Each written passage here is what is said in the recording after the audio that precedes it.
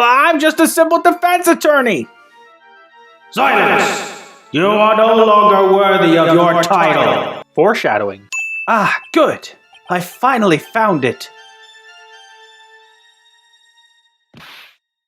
So, okay, Wellington knocks out Phoenix to take one of the cell phones, and I have a feeling it might connect to his terrible eyesight, plus the fact he doesn't have his glasses, but is that enough to make the fact that he would take the wrong cell phone by mistake believable, more than just the fact that they coincidentally have the same model? Also, name one person in 2017 that uses a cell phone with just a screen and buttons anymore. Wait, a few minutes later? When Phoenix woke up from his nightmare, it was 9:08. You couldn't give me an exact time now? What's wrong? You don't look well. People are at their best first thing in the morning. At their best first thing in the morning? That's debatable. So, this might sound bad, but, who are you? Let's see. This is the second game in a series about an attorney that represents his clients. How are we going to make the tutorial case this time? We can't just have him be a rookie all over again when he's clearly got some experience on him. How about we give him amnesia? Genius! Get to printing right away! Now then, are you ready? What if I said no? Would that be alright? Of course it wouldn't. Then why even bother asking to begin with? Maybe because a defense attorney needs to be ready to present his case, and if you're unprepared, that causes problems? Because the defendant is a member of the police, this case is under great scrutiny. If that's the case, why is Winston Payne the most sorry excuse of a prosecutor leading the prosecution? So they're just totally okay with Maggie being my aide despite being the defendant. Yet Maya was not given that kind of treatment when she was on trial for murder. The details are listed in the report that was distributed yesterday. Yes, this autopsy report, correct? Why do I not remember getting a copy? I would suggest it to be the same reason you don't remember being an attorney, but you do have the autopsy report in the court record. Have you lost your mind? Well, actually, it's just nerves. Give me a second. Just tell her you don't have your memory, you doofus! Wait, I can't examine my attorney's badge anymore? Those glasses you're wearing. Yes, this is my spare pair. But these glasses they found at the scene of the crime are not mine, I swear, sir. You sure about that? Look, it was a coincidence that on that same day I accidentally stepped on mine. That has to be the wildest coincidence I've ever seen. During his date, the victim was pushed from the bench area, but he managed to write the culprit's name on the ground where he landed. I can understand most people's reaction would be to present the autopsy report, which states broken neck, to the statement about writing the culprit's name on the ground. The rationale is that while the autopsy report doesn't say that death is instantaneous, it is often stated that a broken neck would be enough to counter Gumshoe's statement. But one problem, a broken neck does not always mean instant death. It just means you stop breathing and eventually lose consciousness within a minute. Not instantaneous. With that said though, considering the state of the victim, I'd find it hard to believe that even a minute would have been enough time to write the name Maggie in the sand, much less the way he supposedly did. And how do you explain this dying message? It's a conspiracy! I'm not guilty, sir! You're just missing 6 words from your defense. That's not how you spell it! That's why, when you question witnesses, you have to find and expose their lies. I understand if Capcom didn't intend people to play the second game first, but this has to be the worst tutorial I've ever seen. It doesn't even talk about present and press. Heck, a couple of my next sins will showcase even more BS. Now that she mentions it, something does feel kind of off about this picture. That's how you know you found a contradiction. Now hurry up and present some evidence. Okay, real quick here, much like Emma Skye, Maggie doesn't have any spiritual or psychic powers I know of, so why is she reading my thoughts? And this is one of the BS parts I'm talking about. Now you tell me about presenting evidence once I figured out press. But it gets better. She said present some evidence, but is it really evidence I should be presenting?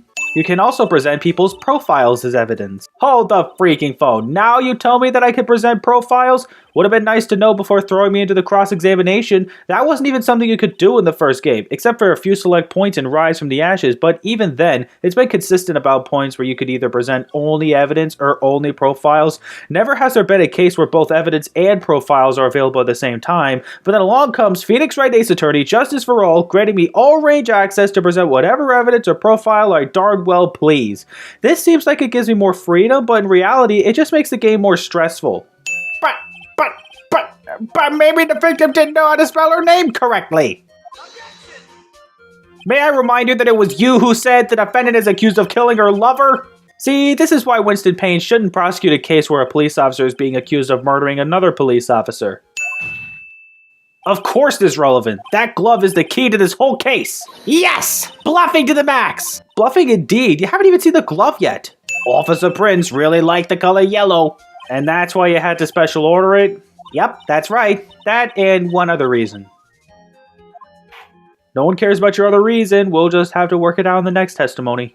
It is clear that the victim and the defendant were involved with each other. Yes, that's correct, Your Honor. Now, if that is true, it brings up an important question. Was the name Maggie really written by the victim? Here's a bigger question. What motive did Maggie have to commit the murder?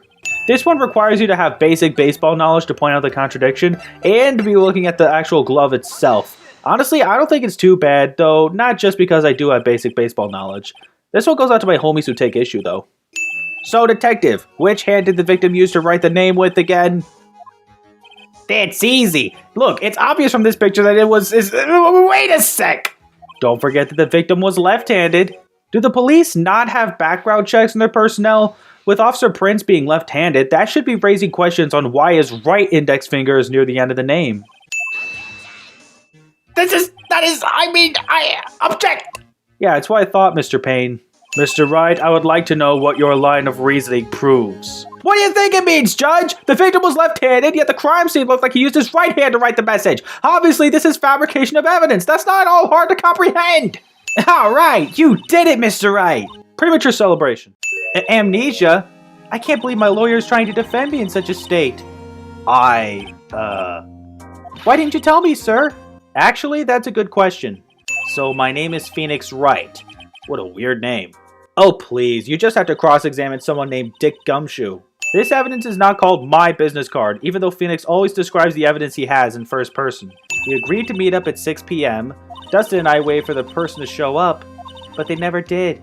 First of all, if you've heard the voice on the phone, I guess you must have been one of those types of people that doesn't jump straight to assuming gender, even with a man's voice coming from that phone. Second, if that person never showed up while Maggie was with Dustin, that would mean Maggie separated from Dustin sometime before he was pushed to his death. I called you 1,000,000 times, but you wouldn't pick up! Wait, Maya called Phoenix's number several times? How did Wellington not figure out earlier that he was holding the wrong phone? He couldn't have put it on silent, as we'd later find out when we try calling Phoenix's number.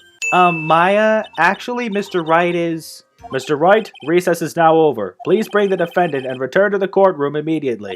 Oh, oops. Guess we have to get going. We could talk about you being old later, Nick. Wish us luck. But you honestly couldn't sneak in 3 words. Phoenix has amnesia! The prosecution calls its next witness, a drifter who was taking a walk in the park on the day of the murder. Oh, hello there, idiot who gave me amnesia. Sure, I suppose calling me a university student would not be the absolute truth, but to give it and just settle would be as evil as death, and I can't have that. Everything in my life is to be of the utmost, highest, top-grade quality, you understand? I'm merely looking for that perfect, top-notch, unbeatable university, don't you see? I have a rigorous selection process, and I was in serious thought during my walk as... Wow, I bet this guy got his chatterbox personality from his grandma, if indeed they are related. Ugh, I have to question him? No, but this guy's worse than his infernal majesty. That's enough! Your name, witness. Oh, is that how you want to play this? Using your power and influence to keep the young people down? I see how you work now. You old people and your dirty tricks. You thought you had me, but you thought wrong. I'm sorry, it won't happen again. Is that seriously all it took? This judge is a pushover.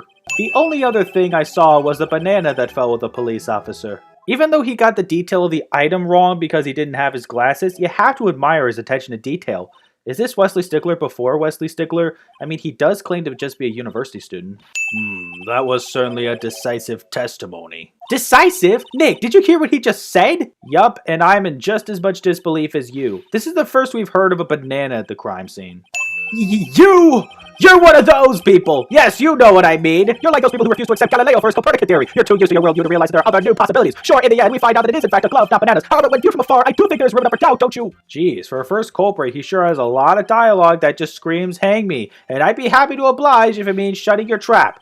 You're like those people who rejected Joan of Arc and put her to death. She was brave and courageous, only to be caught by horrible, unrighteous people. And while she didn't do anything wrong, she was still gruesomely burned at the... Actually, I'm just now beginning to notice what's up with some of the text being read. Maybe it's for important points in his argument, but none of that is important to us if you can miraculously read it all before it auto-skips to the next segment of his line. They must have a lot of free time on their hands since they showed up within 10 minutes. 10 minutes? Isn't Expose Park close to the police department? Why did it take 10 minutes? According to this, the murder occurred at 6:28 p.m. So what of it?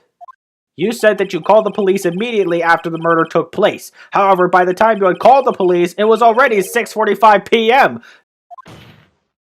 There is clearly a 15-minute gap here. Do you deny it? Yes, because 45 minus 28 equals 17, not 15. Unbelievable. You lose your glasses and your cell phone. You must be very scatterbrained when it comes to your belongings. That's not the only reason he's scatterbrained, though. Haven't you ever heard that all geniuses have a strange quirk or two? So by that rationale, since I have my own quirk, it would mean that I'm a genius. I don't think simple, plain people like you can understand. Yeah, I'm sinning every time he goes off on a tangent. He's like Wendy Oldbag, just more windy. Mr. Wellington, why did you not use the phone that was right in front of you? Oh! Order! Order!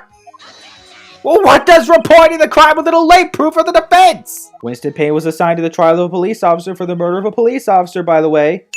As he fell, Dustin Prince grabbed the culprit's glasses. The culprit knew that he had to find his glasses and searched frantically for them. What he didn't realize was that they were under the victim's body. But shouldn't that have been apparent to the culprit if the victim grabbed his glasses? The witness has no motive. And your point is? It's very simple, Your Honor. A person usually would not kill someone without a reason. I'd say that was the smartest thing Payne has said this whole trial, but couldn't we say the same thing about Maggie? She doesn't have a motive either. This is an outrage! An invasion of privacy! Looking up the phone numbers on a person's phone is a worse crime than murder! No, it's not. You're one of those people! You're just like the cops who raided that brilliant artist Maurice Utrillo's atelier! They disrupted the genius at work and interrupted his dialogue with the goddess of... Yeah, go on with your life story.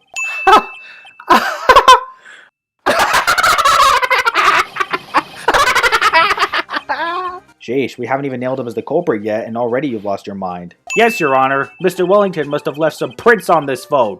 Nick, don't you remember? When you got that from Maggie, you wiped it off. I what? You said there was sand all over it, so... Are you kidding? He wiped evidence while he still had his memory? How many times do I have to say this? My phone is right here, you see? Oh, and incidentally, you can't check the numbers stored on this phone. It must have glitched because all the numbers on it just magically disappeared. Just admit it. You took the wrong phone by accident, and even though you were getting calls from some girl named Maya Fey that you never knew about, not to mention the ringtone was for said girl's favorite TV show, you somehow never figured out that wasn't your phone. Where did you finally find your cell phone? Oh, you are too much! And of course you have no idea what I'm talking about. So you thought as far as saying the cell phone you found was yours and you just stopped right there? You may present one piece of evidence to the court. I only get one shot at this. No, you don't. If you present the wrong evidence, you only lose 3 confidence points. I'm sure you're well aware, Your Honor, but the cross-examination period has ended. Were you paying attention, Mr. Payne? I said that Mr. Wright could present only one more piece of evidence. The judge would be amazing at CinemaSins. Also, why is Payne even bothering to object here? Why, thank you. How nice. Here, please have one of mine. Funny exchange of business cards and all, but what does it mean that the ink is strong and clear and Phoenix can't read it? I mean, yeah, fancy script, I got it, but this is quite the joke just to say we still don't know what the judge's name is to this day. This has to have been the sound that Wellington heard many times when Maya tried to call his cell phone, and yet he still hadn't figured out that he held the wrong phone. It's not like he put it on silent until he got to the stand, and if it turns out he did put it on silent, why would he turn off the silence while he was in the courtroom even if he did know the phone wasn't his? Why is the mouth flap on while the Bach composition is playing? And in order to hide his involvement with the con artist group, he has become paranoid and has lost all ability to make rational judgments. Paranoia? Got it. Taking the wrong cell phone despite having clearly seen the phone in the man's hands playing your ringtone? I don't buy it. The recess ended at 11:54, but the trial only ended 2 hours and 22 minutes later. Why do the time allotments in the Ace Attorney universe always appear to be overestimated? Since I was 6 months old when I fell from the 9th floor of my apartment building, I've been hit by all sorts of vehicles, gotten sick from all sorts of foods, failed at almost every test I've ever taken, experienced almost every kind of disaster, and never won or even tied at a game of tic-tac-toe. Is it even possible for a person's luck to be that bad? And at 6 months old she fell 9 stories? How's she alive? The next time we meet, I'm sure I'll have found a whole ocean's worth of good luck by then, sir. Maggie would then go on to appear 2 more times in the series, and both times she'll get accused of murder again. The judge. He's a lovable, kind old man who is easily swayed by other people's opinions. That's one way to put it. All the phone numbers on my phone were erased by Mr. Wellington. Wait, hold on. Does that mean he really did know that he was holding the wrong phone and was lying on the stand? He's still an idiot, though.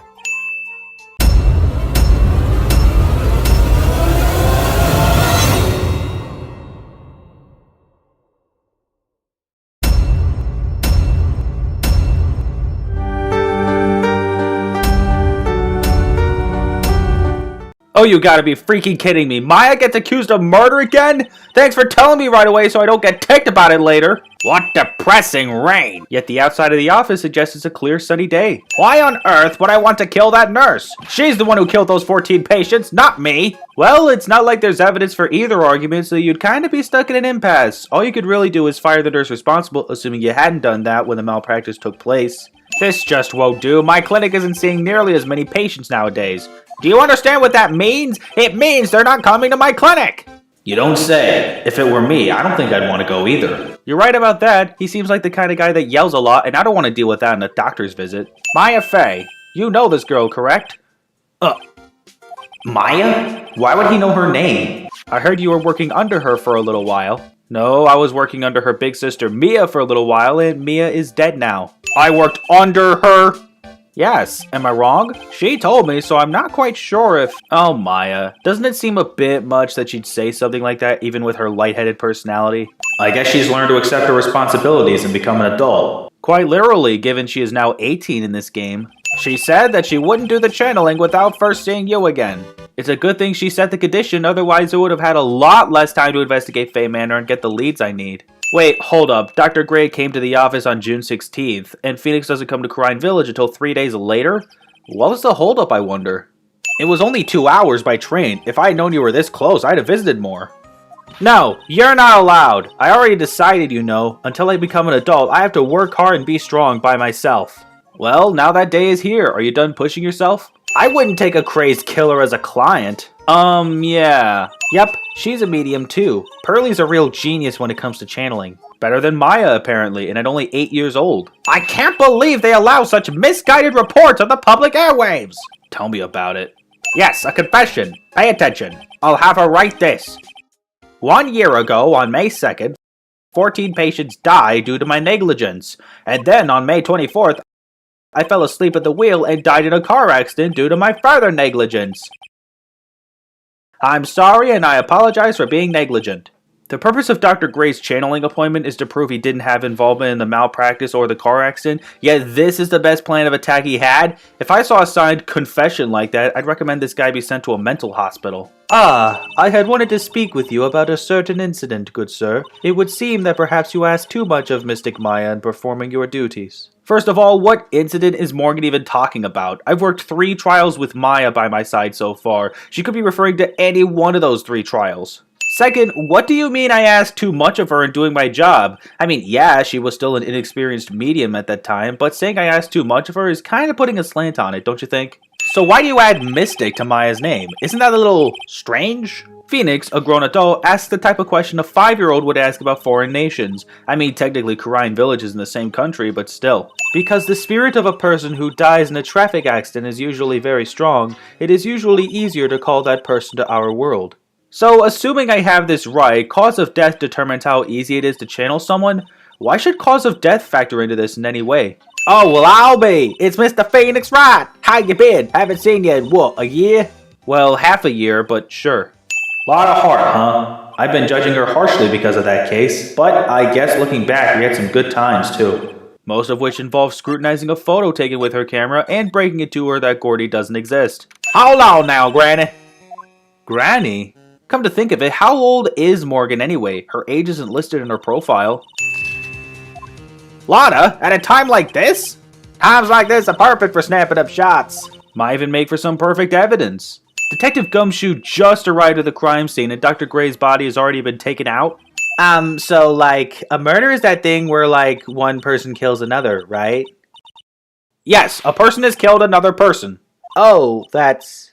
what are the words I'm looking for? It's like totally a bummer. This girl, like, acts all ditzy, but if, like, it's not Maya, then it's, like, obviously her. Morgan, Lotta, and me, we, like, have an alibi. Sheesh, I think I'm getting the like disease. So I felt sick and came in here to sleep. With the time we spent talking to Gumshoe about the circumstances, Edie could have definitely taken the pillows or whatever's under the blanket out of the bed, but nope, they're still there. You and Dr. Gray knew each other, right? I don't know any Dr. Gray. Oh, really? Then what was all that talk about him earlier? Huh? Well, a long time ago, I was a patient, yeah. What reason does Eni have to lie about not knowing Dr. Gray? Pretending to actually be Eni, I can understand, but you could still tell me that your sister was his nurse before she died. I really don't see the harm there. Sorry, but my journalistic sense is burning inside me. Hate to cut and run, but I'm heading back in. Gotta beat those cops to the scoop of the century. What is Lotta worried about? She's already got the photos she needs. So Maya's in the detention center in LA? What, do they not have jails or courts in Crime Village? What kind of dream did you have while you were channeling? I can't remember it all that well, but I was dead and buried in the ground. We later learned the true nature of the dream Maya had, but why did Maya think it was a dream? Did she just not know before that mediums can't have dreams? How? Why didn't she know sooner? Are you sure? I mean, I'm guilty. I'm a murderer. Did you have any intentions of killing Dr. Gray by your own volition at all? No. Even if you really did channel someone that killed Dr. Gray using your body, that does not make you guilty of murder in any capacity. This jewel, this is called a magatama. It's a magical charm and it's always protected me. Give this to Pearlie, and I'm sure she'll lend you her spiritual powers. In other words, just walk around the game a bunch until you find her, which doesn't happen in its proper location until you go someplace else, and maybe then you'll finally be able to get some story out of the way, assuming you gather the right evidence first, of course. Man, isn't it bullcrap that you have to go back to the office just to get a piece of evidence you need for the rest of the game? Shouldn't this have been the first piece of evidence added to the court record right at the beginning of the episode? Next, I performed the spirit severing technique. Spirit severing technique? The spirit of that nurse was inside of Mystic Maya's body. I used the technique to send the nurse's spirit back to the other world. Sounds like something that would be used later in the series, only requiring a certain magatama to do the trick. I am grateful that one of our heirlooms was not damaged in this horrible incident. And that would be? That folding screen there. It is the Qur'an's sacred writings. But the folding screen actually did turn out to be damaged. Did Morgan not check it thoroughly enough? In any case, our world is so different from yours, perhaps it is best for you to quit, good sir. Quit? Quit what? And the dialogue just ends there without even answering the question. Really? So, why are you still here today? Actually, that's a good question. Eni did all she really needed to do in Qur'an Village, so she doesn't have any real reason to stick around unless the police are questioning her at all. Hey look, I just got done talking to Eni in the side room, and so I go to the Winding Way, finally locating Pearl. Why did I not locate Pearl in the Winding Way before I got to the side room again? Thanks for making me backtrack! I know who you are. You're Mystic Maya's special someone. More than just being young, Pearl's just as bubbly as her big cousin. Wait, are you telling me you don't know what a lawyer is? I'm sorry, but I have no idea. Maya did say Pearl doesn't know much about the outside world. It doesn't help when there's apparently no courthouse in Crime Village. Please, take this. I'm sure it will be helpful. What do you mean? It will let you see people's secrets. That's technically true, but you'll only get the secret if you show them the correct evidence to answer their questions. You don't see the secret itself right away. Besides, Phoenix can already tell Eni's keeping a secret. He just needs to find the connection via another newspaper article. All the Magatama is just a new gameplay mechanic to differentiate Justice for All from the first game, as if presenting profiles wasn't enough. Hello again. We seem to be seeing a lot of each other today. Hello? You're the one who decided to walk back into the side room to talk to Eni, Phoenix. It's not like she was going anywhere. Please use Mystic Maya's Magatama on this person, and let's remove the lock. Wait, right now? But I don't have the correct newspaper clipping. Couldn't the game have had the decency to wait until I have the evidence I really need to unlock the Psyche lock, and then make Eni available in the side room at all? Hey, I know. I'll show you something cool. How's this? It's a real genuine pistol. Detective Gumshoe, what are you doing showing her something that dangerous? A copy of that article? I think Dr. Gray might have brought a copy to the office when he came by. Boy, am I glad I stopped by the office first. That would mean less backtracking, especially considering it takes 2 hours between LA and Crime Village by train. Wouldn't it just suck to have to go all the way back to your office in LA just to get the article and then get back on the train to Crime Village? You'd be wasting more than 4 hours of the day. Also, is it just me or does it bug anyone else that this image for newspaper clipping 1 is so blurry? If we look at one of the images, it looks like some kind of fire, like the one from the car crash that killed Mimi Miney. But this clipping only seems to talk about the malpractice. In order to get more info on the car accident, you have to show this to Gumshoe. The Von camera you're facing tomorrow is actually a successor. Sounds to me like the setup of a classic villain revenge story. Also, just to keep the suspense for the successor, they're never referred to by gender until the first day in court. The 13? The kid became a prosecutor at the age of 13? I mean, a prodigy like that, I would have heard something about. Oh, no. The kid was born and raised in Germany, pal. I actually had to research this topic. Apparently, the youngest person to have ever gotten a career in law at the time I'm writing this was Stephen A. Backus in 1986 from the University of Miami at the age of 16. And that's not just in America, that's worldwide. Yet here we're learning about someone born and raised in Germany having become a prosecutor at the age of 13. Is such thing even legally possible, even in Germany? Holy crap, finally. Do you understand now, Mr. Nick? This is how a psyche lock works. Well, I don't plan to pry into people's hearts unless I absolutely need to. Hard to tell if that's really how the Magatama works. It'll probably just activate no matter what. Mediums can't have dreams. Like, at all? I can understand if the medium were channeling someone, but what about when they're just sleeping? How can I win tomorrow without knowing who the real murderer is? Oh please, like that stopped you before. Yep, I snuck out of the manor and followed a map. Don't tell me you walked all the way here. Of course not. I ran. I can't. Oh my. If it takes 2 hours by train, oh man. That's a legitimate concern. Pearl ran all the way from Korean Village to the courthouse in LA. That must have meant she got up real early for this, considering it was 9:48 a.m. when the next chapter began. Not to mention, it's LA. You're telling me an 8-year-old child was able to make it to the courthouse just fine with no issue? I'm sorry, Maya. I forgot you don't know. He's gone. And he's not coming back. This is about the note Edgeworth left in his office before disappearing. Now, I'm even more glad Capcom made Rise from the Ashes for the DS re-release. It makes more sense that Edgeworth would disappear after SL9 was settled rather than after DL6 was settled. With DL6 being settled, Edgeworth knows the truth behind his father's murder now. He's seriously gonna skip town after that? You must be a little shocked because I am a woman, correct? A little shocked? That's kind of an understatement. Well, if it's something of a personal nature, I'm sure you can— Ow! I'm talking! Franziska commits physical assault in a courtroom! Why did this have to be a work of fiction so there's no consequences? Also, where did she get the whip tendencies from? I doubt that even Germany would allow this either. You heard me, Japan! America doesn't condone using a whip in court either. Foolish fool who foolishly dreams of foolish dreams. And the foolish fools of the foolish writing team will foolishly continue to write foolish dialogue that foolishly repeats such foolish words that only foolish fools will never get tired of. Fools. She's just as scary as her father. That's only because she's got a whip, dude. Manfred didn't need any weapons to intimidate people in the courtroom. Witness, your name and occupation. Yes, sir. My name is Dick Gumshoe. I'm a detective at the local precinct. Ah! Get to the point already. Why are you this impatient already? You asked his name and occupation. He answered. Sheesh. The murder weapon, Detective Gumshoe. Whose pistol was it? It was the victim's. Huh. No wonder Franziska thought I should go for justified self-defense. But then it begs the question, why did Dr. Gray bring a gun in the first place? I mean, I could easily guess why, considering the stability of the man and why he wanted the channeling in the first place, but Dr. Gray and Maya never knew each other as far as the police were concerned. But also, Dr. Gray brought a gun to threaten the nurse he wanted channeled. By threatening her, he would have also been threatening Maya. No wonder he became a murder victim. Fingerprints? There were fingerprints? Along with the victims, the defendant Maya Faze were also on the grip, sir. Obviously, Dr. Gray's prints would be on the gun because he tried to shoot at his attacker, but Edie then proceeded to grab the gun and shoot Dr. Gray with it. Then in between, she wiped her prints off and put Maya's prints on the grip while she was unconscious, considering she never touched the gun herself. Yes, Edie had to have left prints because she wasn't wearing gloves. But anyway, shouldn't it all mean Maya's prints were the only ones on it unless Edie was somehow careful not to wipe Dr. Gray's prints off?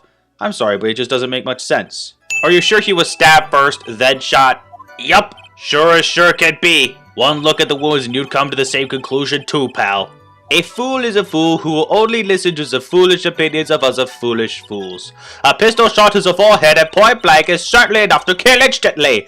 Does it matter then which was first? Think a little more before you open that big mouth of yours at Phoenix Height. Tell that to yourself before asking the question you literally just answered beforehand, Miss Franziska von Karma. There's really no reason to stab someone who had already been shot in the head point blank. The defendant attacked and killed the person who, without a doubt, was not fighting back. Not only is that extra statement unrelated to every other statement in the same testimony, it doesn't take a genius to figure out that's just outright wrong. The gun that killed Dr. Gray was his own, and I highly doubt Maya would have been able to take it without him putting up resistance. Except we're not here to talk about the gun, are we? That alone would be weak as evidence against the not fighting back argument. We're talking about Maya's robes. That's the evidence that contains the contradiction. But here's the problem. Maya's costume does get accepted into the court record, but for some reason you're not allowed to examine the actual costume itself right away, nor can you present the costume to that last statement. You have to first press the statement about the blood on the costume, continue from there, then the costume gets updated, and now you're able to get a closer look at the bullet hole in the sleeve, and you can present to the statement about Dr. Gray not fighting back. Why'd I have to press the statement before I could point out the obvious hole in the testimony? So, were there any other clues you could glean from this piece of evidence? Well... If you must change the topic, then the good detective here must testify again. But, too bad, not enough time. Let's move on. Yes, Ms. Von Karma is perfectly correct. No, it's not! Why are you agreeing with her? There's literally no reason to! Also, I was not changing the topic. I was just asking if there was anything else found on the costume. What's this around the hole? It smells faintly of gunpowder. Gunpowder? No one ever told me. You're the lead detective. It's your job to look over the evidence. Pull yourself together, detective. That tiny hole doesn't change a thing. The strength of the evidence still holds. The problem? It's right here, Franziska. How can you possibly expect me to not point out the problem that's right freaking here? So, you'd think presenting the autopsy report to this statement is an option, considering that Dr. Gray was shot at point-blank range, which is evidenced by gunpowder burns, though the bullet hole in Maya's sleeve doesn't have any gunpowder burns, which would counteract Gumshoe's statement about the two being close when the first shot was fired. But nope, that doesn't work. Phoenix doesn't even get to elaborate on the thing about gunpowder burn. I have to present the costume again. What this says to me is that the autopsy report is essentially a waste of space. Let's see. In the middle of their fight, the victim pushed the defendant away, and it was then that they were separated. That he fired. How was that? How was that? That was bullcrap. You're telling me that with flimsy arguments like this, she never lost a single case in Germany? It looks like you already know what I'm talking about. Who? Where? What? Mr. Wright, your explanation, please. Are these two really that clueless? My thoughts exactly. Is it possible that the defendant was standing much closer to the victim? That's impossible. But why? You of all people should know the answer to that question, Miss Von Karma. Phoenix, I swear you're trying to steal my job. Yeah, I figured there had to be a reason. Figuring things out and proving the logic behind everything is your job! Hey, someone had to say it. It might as well have been Phoenix freaking Wright instead of Sammy freaking Knight. Detective! How dare you damage my perfect logic! Uh-huh? How's it all my fault? Let's see. Missing the bullet hole in the defendant's sleeve, saying the victim was close to the defendant whilst firing a shot despite the lack of gunpowder burn in said sleeve. How is it not your fault? Court adjourned for a 5-minute recess. It was 11:37 when the next chapter started, and we actually came back 6 minutes later. That's cheating. Court will now reconvene. Now the first order of— Ow! I don't want to hear it, old man! Franziska and her whip. There's a funny character trait, then there's abusing the crap out of said character trait. Yowza! Name und Occupation. I declare! What tarnation? Hey, Judge! This here is violence against my fair self! That's fine. How much of a pushover is this judge? Then again, he himself has been whipped a fair amount of times, so I guess he likes it. I just imagine the judge taking pleasure in getting whipped by Franziska. Wait, my confidence gauge doesn't refill in between chapters? Was it really only those two that went in? What are you babbling about? You were dead too, were you not? Of all questions to ask, it had to be one you knew the answer to. It's not even the only statement you press where he asks a stupid question either. He asks about the gunshot, and he asks about he himself breaking the door down. Isn't it a bit early to be having amnesia, considering that this episode takes place before the Lost Turnabout? Is there anything I can present that will prove it's not Maya in that photo? Expect the series to do this to you a few times, where it asks you if you want to present evidence. Sometimes you just have to say no. This is one of those times. No matter how much you believe in your client, there are some points where you just have to know you don't have evidence to present at certain points in time. It goes to show how realistic these situations can be, and I love these games for it. But pearls! Her clothes are a bit small. Maybe a bit too small, and you know exactly what I mean by that. The defense would like to request that the witness testify one more time. Seriously, Phoenix? You know exactly what you need to ask Lada. Just ask the question instead of asking for more testimony. Ms. Von Karma, a word if I may. Mia? Taking pictures of someone during a private visit is illegal. More than just that, what incentive did Franziska even have to sneak into the detention center during one of Phoenix's visits? From the moment I showed this picture to the court, this case became all mine. After all, this image is now been forever burned into the judge's mind. True, but you're still gonna be penalized for this. Hey, if your father can be penalized for illegal submission of evidence and still win the trial, so can you. If those fools down at the precinct had missed the bullet hole, I would have gotten a report about it. As I didn't, I could not have known that this picture was of any value to this case. And yet you still withheld the existence of the photo well after it was established the robes had a bullet hole in the sleeve. There was even a recess in between. That lie is in no way believable. Also, by this point, you'd think the proceedings on Maya Fey would end right here, considering there's no reason at all for her to have been wearing robes that had a bullet hole in its sleeve after shooting Dr. Gray wearing a completely different set of robes that were unharmed. But nope, that would make the court a bit too realistic for this game's standards. Hey, we have spirit channeling, and yet in this same universe, the country believes in a court system that will only let the defendant walk free if someone else is proved to be guilty of the crime, as long as it benefits the story. Wow, that was you, Pearly? You summoned my sis? Yeah. Your sister had your cousin's hair, didn't she? Hold up, it takes 2 hours by train between LA and Kurine Village, yet when we got back to the defendant lobby after the proceedings ended, it was 1:32, then when we get back to Kurine Village, it was 3:24. That's less than 2 hours and I won't have it! So, what did you think of seeing your first trial? I was really surprised. I never seen so many people before. I'm sure the presence of that many people would have made you more nervous than surprised, especially considering how sheltered you are. Well, she's the opposite of a lawyer, a prosecutor, so her job is to prove people guilty. They don't care if someone's innocent, all they care about is if they win. And that's another reason Rise from the Ashes is important. Without those events, especially the dark secret behind the SL9 case, Phoenix's comment there wouldn't make as much sense. Except it doesn't make sense anyway because Phoenix and Edgeworth clearly worked together in solving both of those cases in said episode.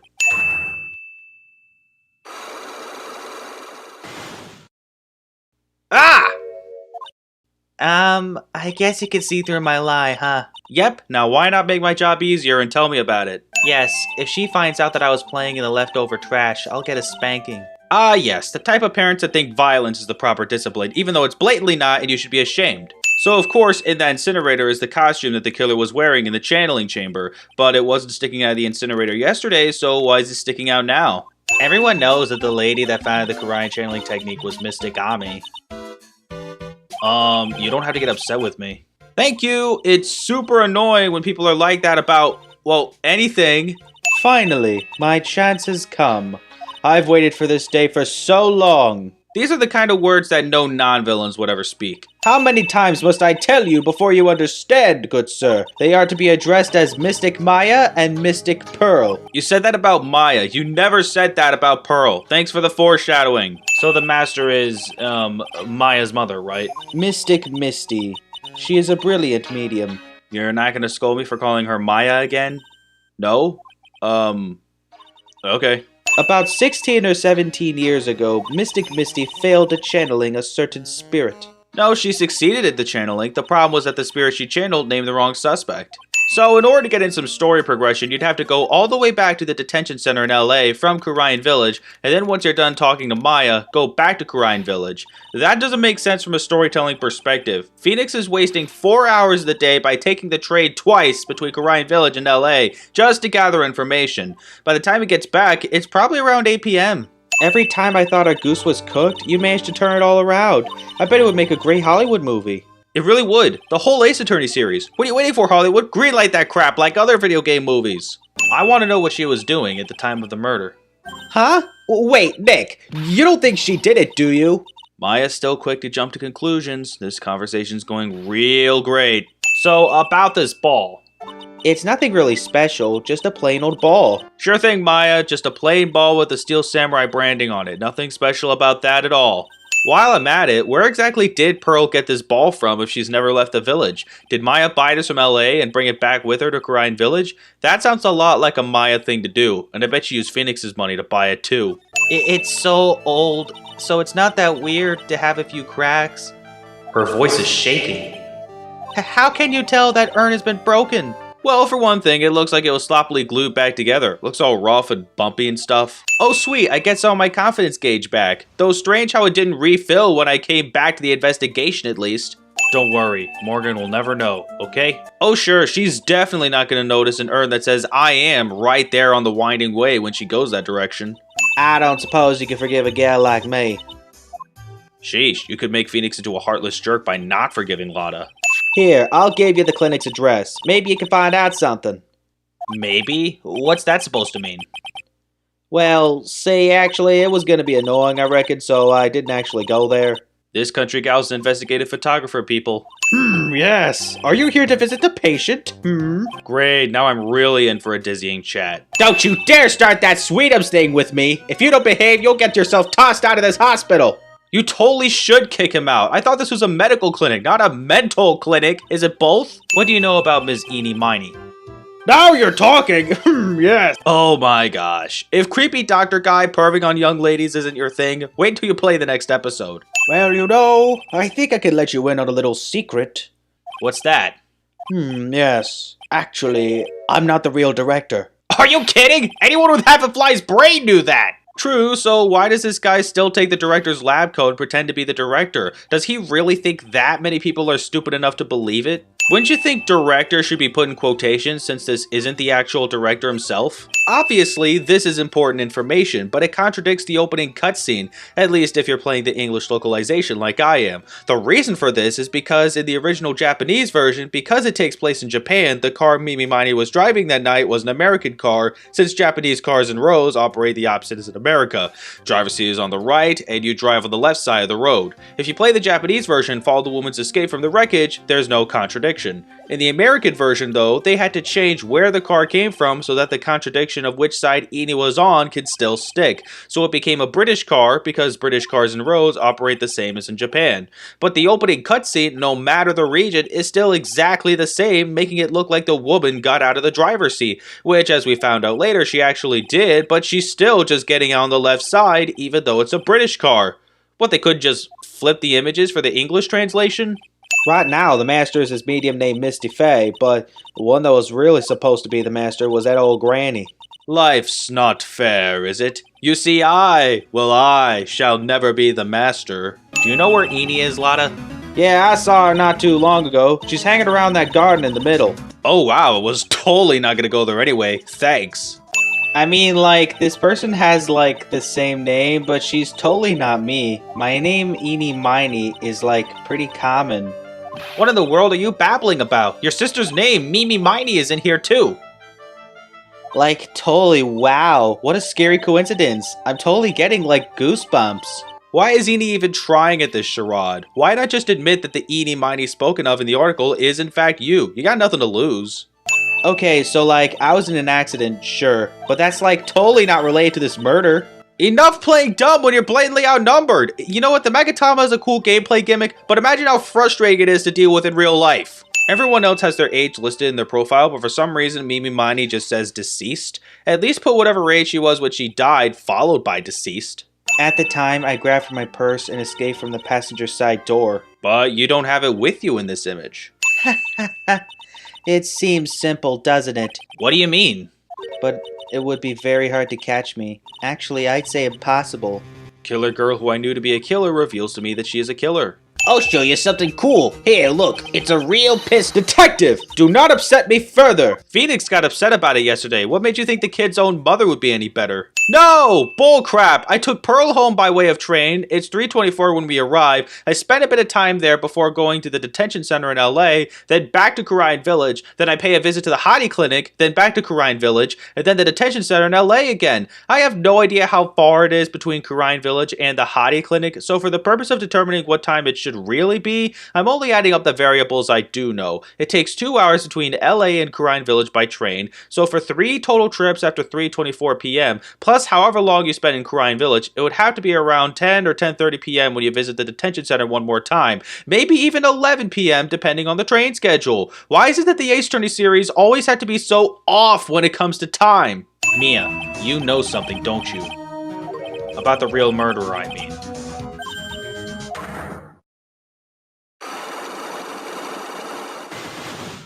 People have this question on their minds about why Mia is withholding this information. I personally think Mia is testing Phoenix, as at this point he's still a rookie and he should show her what he's learned. Still a pretty crappy move, though. Mother. She is the one who holds the key to this. Mother? Whose? Mine? Don't be silly. Mine, of course. Misty Faye. Yeah, dimwit, get your brain in gear. Did you know that Von Karma's daughter is only 18? Just like me? Assuming you check the profiles? Yeah. This way, Pearls won't be able to see today's trial. Fine, but she's going to have to learn about it eventually, it being her mother's arrest after Edie gets convicted. It's true what they say. Women really are scary when they fight. After we heard the gunshots, those two broke the door open and entered the chamber. Starting off the testimony by playing the pronoun game, are we? At that time, I myself was a little confused, on top of which there was another... Another what, madam? Oh, it's nothing. No need to concern yourself. Did I seriously have to press harder in order to convince her to speak of this other reason to have both Phoenix and Lotta leave the channeling chamber? Why couldn't she just tell us that reason right then and there? Well, yes. It was only later that I was informed of what had occurred. That the renegade Mystic Maya had done something very unexpected. Something unexpected? What, pray tell, did she? Oh! The witness didn't and couldn't have seen what happened. If you want to know what this unexpected thing was, there's always later. Why is Francisca stopping Morgan from answering? There's no real reason to. If that's the case, then let's hear your testimony. That is alright, isn't it, Your Honor? Yes, sir. For the love of all things good, Your Honor, have some spine, for my sake. Seriously, this judge is such a pushover. We really need another judge with some actual leadership to take over. In your testimony, you mentioned a terrible thing. Why don't you tell the court what this terrible thing was? Wait, so you'd hear about what Enie's sister said, but not the unexpected thing Maya did? What are your rules, Franzi? I can't believe that a spirit would go so far as to use a medium to get revenge. It is a bit hard to swallow. However, all the evidence and testimonies point to this as the truth. So we're still gonna have Maya on trial for first-degree murder. Obviously, we cannot punish the dead, so what's the next best thing? Punish the medium that channeled her under the same circumstances. But... Ow! Don't keep battering her! You know the phrase, objection? Could you try using that once in a while? She does, but not often enough, I'm afraid. Like, the side room was, like, kinda dark, you know? So, like, the costume is, like, purple, right? The blood totally blended in. Okay, but the blood also got on the white shawl she was wearing underneath, as depicted in the photo. The lie would be better if she saw that. I, didn't see anyone on the way to, the channeling chamber. In an effort to get away with her crime and hide her true identity, I feel like she plays the airhead persona a bit too well, saying she didn't see anyone while going to the channeling chamber, which is very freaking specific. I think I have sufficiently proven one thing, Ms. Miney. You are a masterful liar! Mr. Wright, you need to watch what you say! Oh, so now the judge scolds me for calling out the witness for lying, yet you don't even bat an eye for any other witness! Now, Ms. Miney, one so young as you shouldn't be saying... Shut it, Gramps! As if you know exactly how old I am! Yeah, true. That's right, I was sleeping there, so I should know. That clothing box was there in the side room the whole time! I can already disprove that just by me being in the side room both before and after the channeling on the same day. It only showed up in the side room the day after the channeling. Also, it's only now that I have to ask, why did Eni or Morgan or whoever the heck move the clothing box back into the side room anyway? It really is impossible for one person to do all the preparations, that is. Ow! So that was my reward for conceding on just one point of your argument, getting whipped. Thank you, Franzi. Why would Frau Edie Miney want to kill Dr. Kai? Why is her motive? No motive was established for Maya, and yet here she is on trial for the murder. Why should Edie be any different? I will show and substantiate the fact that Ms. Miney had a motive. Too bad. You're too late. My cross-examination is already ended after all. Why do you think the judge is asking me if I can provide a motive? Obviously, he's giving me another chance to turn the case around. You've already dropped the airhead persona. Can't it just stay dropped? That's terrible. Why? Why would my aunt... You mean no one told you about the feud between the main family and the branch family? Not even Mia? In fact, as we learn in the next game, this feud is another reason why Mia left the village in the first place. Court adjourned for 5 minutes. It was 12:04 in the defendant lobby, and now we're back 6 minutes later. That's cheating. Ms. Miney, please amend your testimony. Like, okay. Anyway. And then when it gets back to the cross-examination, it doesn't even put me on the news statement. I have to scroll to that news statement.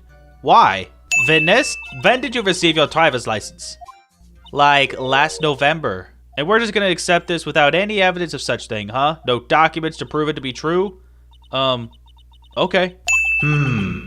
Yow! Don't just stand there humming to yourself. Not you too, Mia, with the whip and the pain and the ow. When and where did Mia get a whip to use on Phoenix? And why, for that matter? Some mentor she turned out to be from beyond the grave. She had, like, just gotten it. It was, like, from the UK. The UK? Were those her boyfriend's initials? Why is that the first thing that comes to the judge's mind instead of, you know, the United Kingdom? Pointing out the contradiction might be tricky for some people because it requires you to know the difference between American cars and British cars. It's not difficult knowledge to acquire or anything like that, not at all. But knowledge of such thing is still a requirement. At least the game is nice enough to let you press the statement and ask for more information, and you'll get dialogue that tells you the major difference that sets cars from the two countries apart.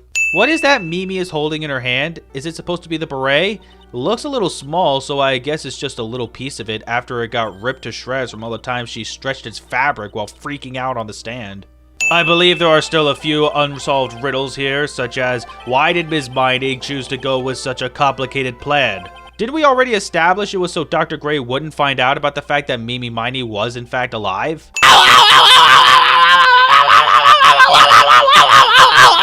And one more for good measure.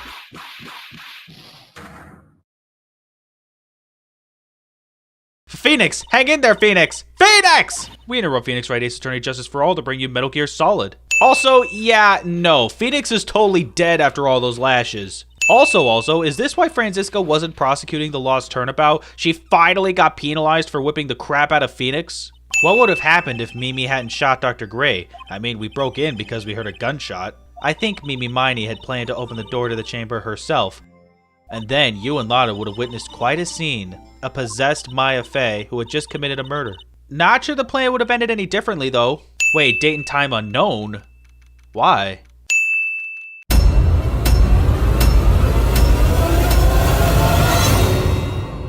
Your soul is mine.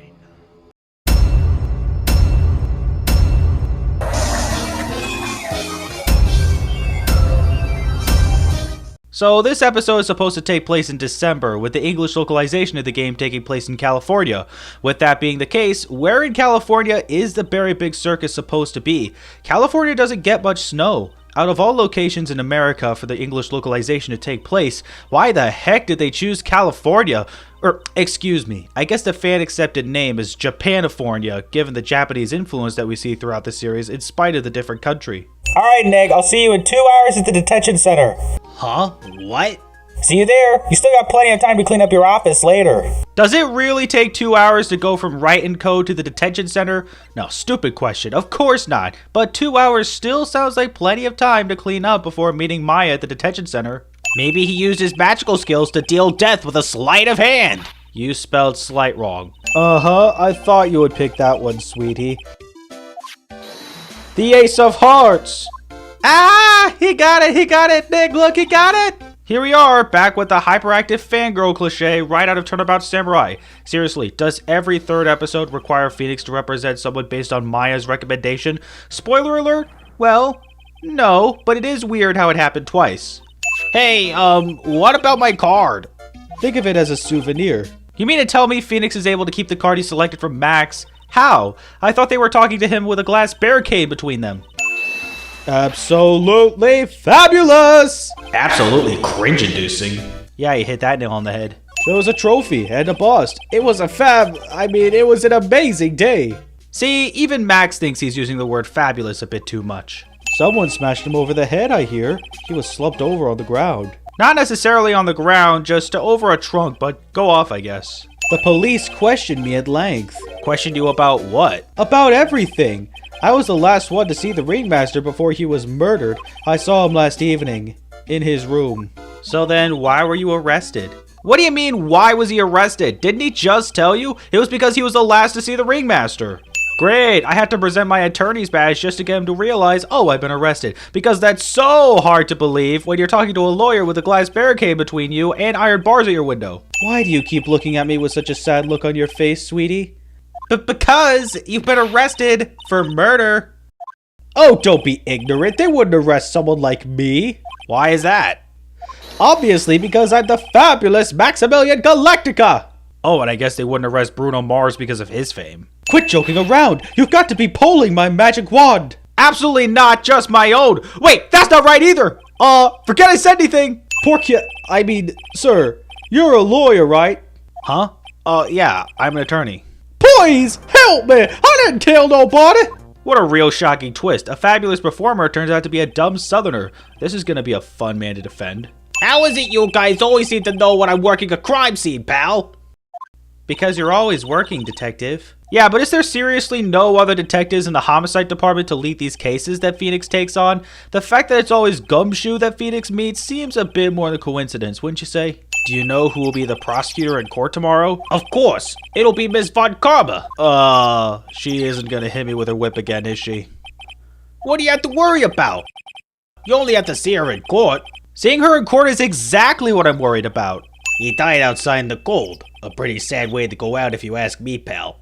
I can imagine. His girlfriend dumped him to be a model for guys in Paris. Then the day after she returned, she got struck on the head with the clock he gave her as a gift. Oh wait, who are we talking about again? Someone who actually died in the cold? I forgot to mention that you two are barred from entering that lodging house. Why is that? Oh, no reason. Just something I remembered to tell you. It must be because that's where the eyewitness is. Let's check it out. Don't you dare, pal! Yet when we enter the lodging house, we're not even able to talk to Mo yet because he's not in his room. Thanks for nothing, detective.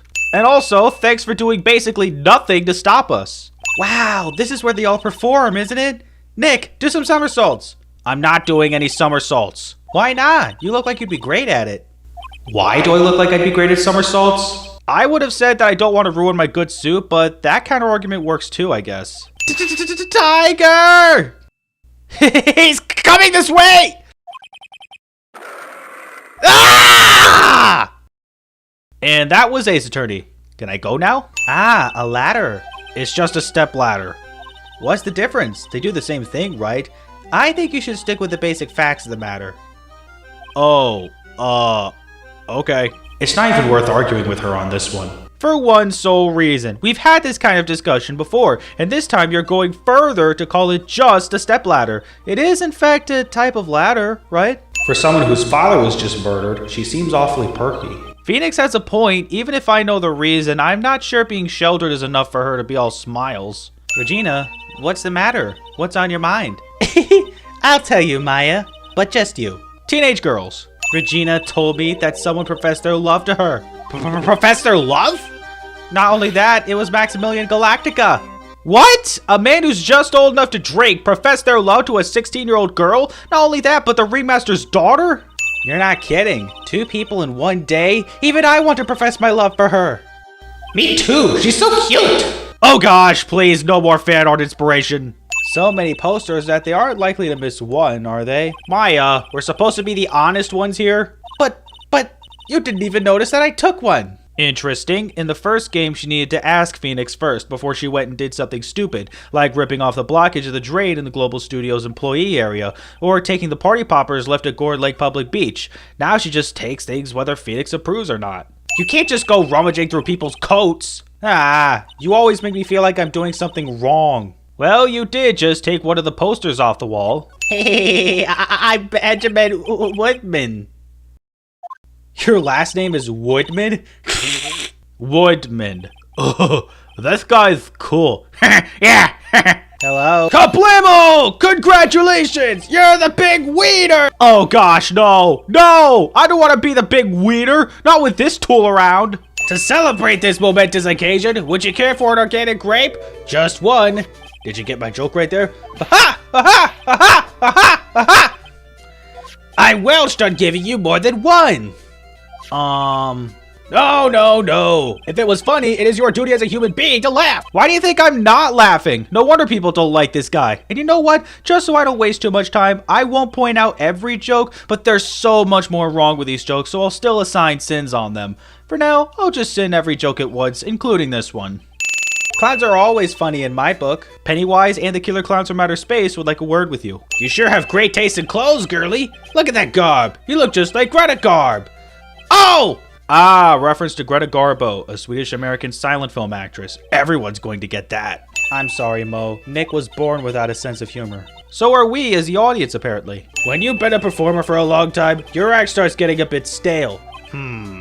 I realize that even my act can get a bit long in the tooth. Good thing we're on the same page there. Just getting ready.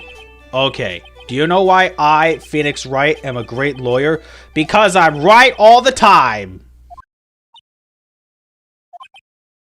At least his expectations are low. I wouldn't let him quit his day job. Yeesh, cut a guy some slack. At least it was funnier than Chuckles over here. I suppose? Let's just say there's gotta be something interesting there. Why is there a reference to a mob boss in relation to our investigation? You should always carry a map with you to get around. Ah, thank you. This is an atlas. No, it's a map. Why did you fight with him? Ben seems like such a quiet man. We fought about my sweetie pie. You mean Regina? That ill-bred creep told my sweetie pie princess that he was in love with her. Okay, really, what the heck is wrong with this circus? It's bad enough we got a 21-year-old man professing his love to a 16-year-old girl. Now we got a 31-year-old man professing his love to that same 16-year-old girl. Holy cow! That's when the ringmaster called me and I realized that it was my chance. Your chance? That's when I went to his room and I laid it all out on the table. I asked him to let me marry my sweetie pie. Ignoring the matter of marriage between a 21-year-old and a 16-year-old, you've been called in because you got in a fight with Ben and you're just gonna brush it off and propose to his daughter? Are you crazy? The puppet. The ventriloquist puppet. His real name is Triloquist. But a puppet doesn't talk. I know! That's why I hid it! Before the police came and took me away, of course. That would have to be between the time Russell was killed and Max was arrested, and I'll explain why when we get there. Let's see. Maybe we should go talk to the clown. Hey, wait! Who said that? What are you looking at? I'm right here, you blind wench! What's your problem anyways? Don't you know how to properly greet someone? Oh great, it's the freaking puppet we just gave back to Ben. Trillo is still a puppet, right? A ventriloquist? Hey, who do you think you are calling me a puppet? What would you rather be called? A dummy? Regina, my lovely Regina. She is stunning, right, Ben? Well, I'm not sure if I would go that far. You'll have to excuse him. He does not understand what he speaks. I, on the other hand, am an appreciator of true beauty, hence why I shall marry her. Oh, so it's not the man that wants to marry Regina, it's the dummy. As if that's supposed to be any better. You must be looking forward to tomorrow, aren't you, Mr. Ambulance Chaser? Is that a threat? I can't tell if that's a threat or not. Ah, yow! Ah! And that was Ace Attorney. Can I go now? Go to Moe's. You know what kind of Moe's I'd rather go to? No, not Moe's Tavern. I'm not going to be an alcoholic. No, the Moe's I'm thinking of is Moe's Southwest Grill, which I've actually never been to before. Pull up a chair, or maybe just pull my finger and let me have it. We're going to get the same sound effect either way, aren't we? How'd you know I put a whoopee cushion on the chair? That's not how you spell whoopee. I'll be happy to take you where his owner is staying. You mean right now? Of course. Shall we go? Should we go with him now or wait a while? It gives me an option? Yes, we're gonna go now so I can get my badge back. That's the whole reason I was chasing this darn monkey in the first place. Why would I say no? Just be careful to make sure you've got the right stuff. Oh, oh, oh.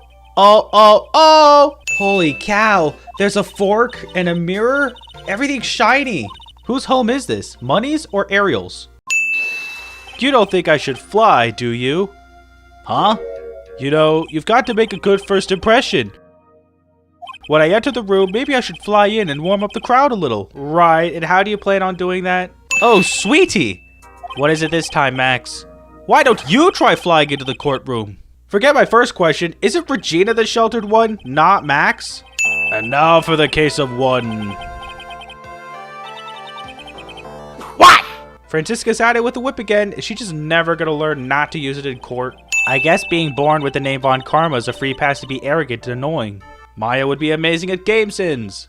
I'll show you the textbook procedure for proving how absolutely guilty you are. Me? Guilty? What are you talking about? It will be my ultimate revenge. And you don't even answer my question. It's not like I'm the one on trial here. A blunt object. Very well, Mr. Wright, you may begin your cross-examination. Wait, you're not going to question what the murder weapon was? By neglecting to question the murder weapon, you're basically judging an incomplete indictment. The snow. Let me see. There's got to be more to this. Except there isn't, not like a certain other case. And don't give me this court record BS right there. The dialogue for pressing the first statement is just misleading. We got a witness that told us how the whole thing went down. Ow! This is totally meaningless. Time to move on. How is it meaningless? Gumshoe mentioned a witness. And you haven't found this murder weapon, have you? The police are still looking for it as we speak. My theory is that it is something the perpetrator ran off with. And you think the perpetrator is Max, yet you found nothing of the sword on him. The only means you had for believing it was him was a silk hat found in the plaza? I'm starting to have my doubts about when the dark age of the law really began. I think it was actually much earlier than future installments let on. I would like to call Benjamin Footman to the stand. She must be talking about Ben the ventriloquist. I wonder if Trillo will show up at the stand as well. I hope not. I'd rather it just be that stuttering, dang it! Celebrities must really enjoy saying everything that flashes into their minds. You see, it's funny because it's true. That's when I saw Max heading towards the scene of the crime. So Ben did have Trillo with him when he saw someone walking past him. So when did Max hide Trillo? It would have to have been after the murder and before he was arrested. Yet according to Max, he never left the ringmaster's room. So again, when the heck did Max hide Trillo? Max's three-piece getup! Jeez, could you be any more dense? All together now! Silk hat! Cloak! White roses! So the gallery actually responded? Wow. Well, if he was waiting outside the cold, it was for one person and one person only. He was waiting for the animal tamer, Regina! Ah! Okay, so his head and arms just separated from his body. It's all back together when we get back to him. Damage animations, am I right? In the end, I wasn't able to give it to her, so I still got it in my pocket. Why would Trillo lie about the ring still having been in his pocket? He had literally no reason to. Don't be so obtuse! Just because I'm a puppet doesn't mean I can't love! I guess you're right. Just because I'm old doesn't mean I couldn't propose to her too. Oh my gosh, you're not making this any better, Judge. Okay, Mr. Wright, please continue with your cross-examination. What was with that sigh at the end? The fact that Maya had to ask. Just by hearing the testimony, you're very likely to have guessed what Trillo's present for Regina is, since you already have it in the court record. You'd think the solution would be to present the ring to his last statement about the ring still being in his pocket, but nope, you don't even get a chance to explain yourself because Phoenix turns into an idiot immediately after presenting the evidence, and the judge penalizes him. Instead, you have to press the second statement in the testimony so that Trillo can describe what the present is, as if you couldn't already figure it out yourself. Only after pressing can you present the evidence. Not to mention, when you do present the ring after pressing the second statement, Trillo immediately recognizes it when you show it. Why would that not have happened regardless of whether or not you press this statement? It may be something of a joke, but this is a historic moment. The first time that a puppet has ever proposed to a human being. Ow! Thanks, Francisca. I didn't want to hear the rest of that raving lunatic's ramblings anyway. So that means that Money didn't show up until after you saw Max? That's right! Money ran up less than a minute after I saw Max! Then Money snatched the ring and you went chasing after him.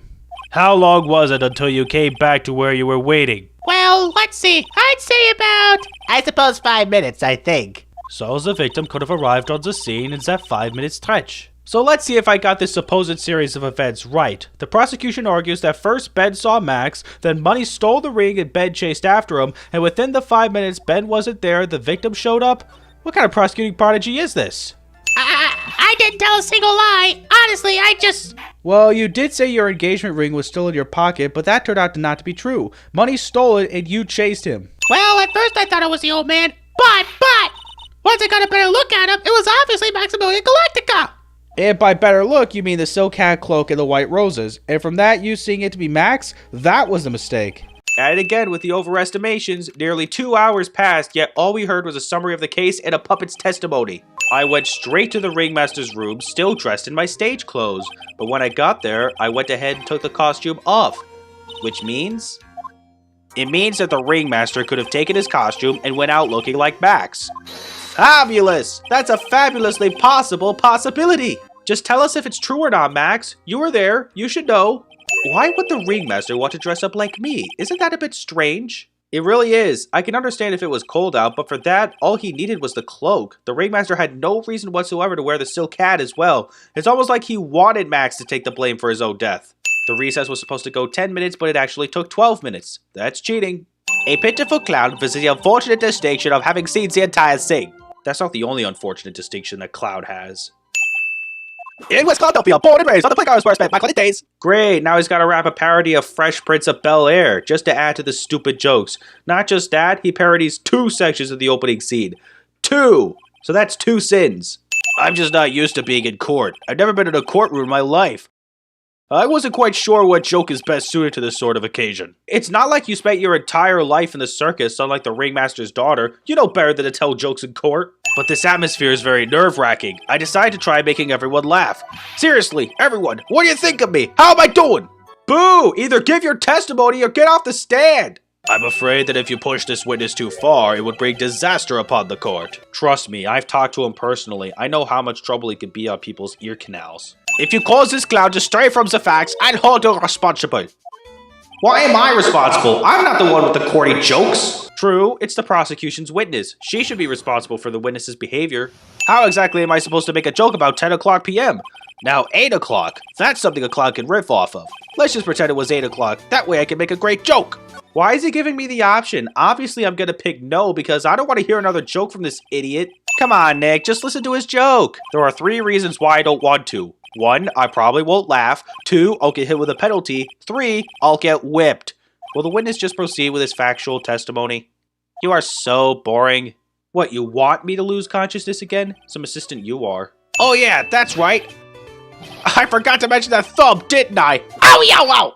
That's not something you just forget to mention. That's a good point. How come Mo didn't mention it in court the first time? In 1972, a crack clown unit was sent to prison by a circus court for a crime. Mr. Curls, how do you respond to Mr. Wright's assessment?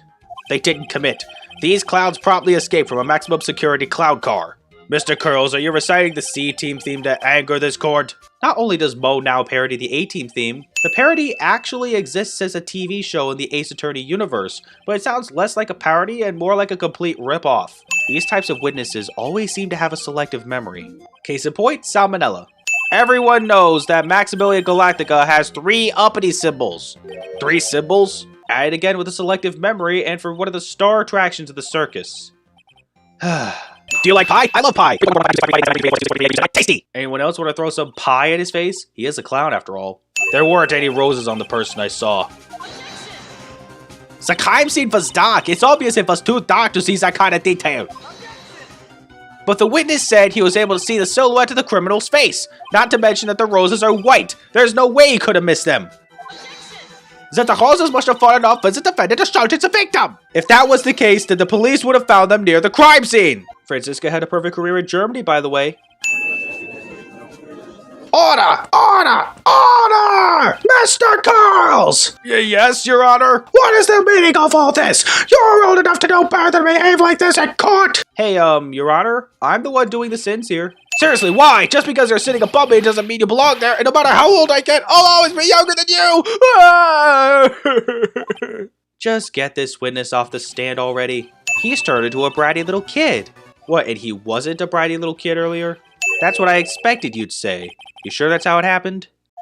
Say what? Say what? The testimony you provided up until now has been false. It hasn't been false. I haven't lied. It's just what? You said the figure you saw turned around and left the scene, but that's not what you really saw, is it? Maximilian Galactica is a world-class magician, but to leave the scene of a crime by flying, there's no way that actually happened. You're right. Why is she right? You believe the other witnesses? Why is Mo shocked? Before he gave that last testimony, he said, "Ha! You're not gonna believe this, but it's all true, I tell you." It's not like he wasn't expecting us to not believe him, right? Were we really back in the courtroom for 2.5 hours? I guess if you're impatient, it kind of feels like it. But the trick Pearly showed me was incredible. Pearls did a magic trick? What kind of trick was it? And more importantly, when did she do it? It had to have been the day after she went to the circus with Phoenix and Maya, because that was the day before the investigation started. Because remember, before she went to the circus, she didn't know anything about stage magic. A little while ago, some people from a local TV station came by, and since I'm a famed magician, they said, "Let's make you your very own TV special." They're already talking about a TV special before Max has even been acquitted? Save the proposals for after the trial. That's what I was thinking, but the production staff is already working on the show. If you don't get me out quick, I'll have no choice but to stage a real prison break. You seem awfully calm about that possibility. I'd have no choice. It would be a contractual obligation. That's show business. Actually, now that I hear of this, nothing about how they're going about this TV special sounds legal. Max, do you mind teaching me the trick behind flying? Didn't he already tell you in the defendant lobby? Performers should always look to perform on the world stage, but the performers at this circus are utterly and completely devoid of ambition. Have you maybe considered the possibility that they probably can't? What is with the Playboy bunny girls in this picture? I thought this is just for the Magician's Grand Prix. My sweeties, you can have this picture of my triumph. Just make sure you show it to all the other members of the circus. Yet, Mo seemed to be the only one to have any kind of relevant reaction to the picture. Everyone else just gives the generic response for when you show evidence of which they don't have any meaningful comment. Alright, let's do it. Are you ready? Yes.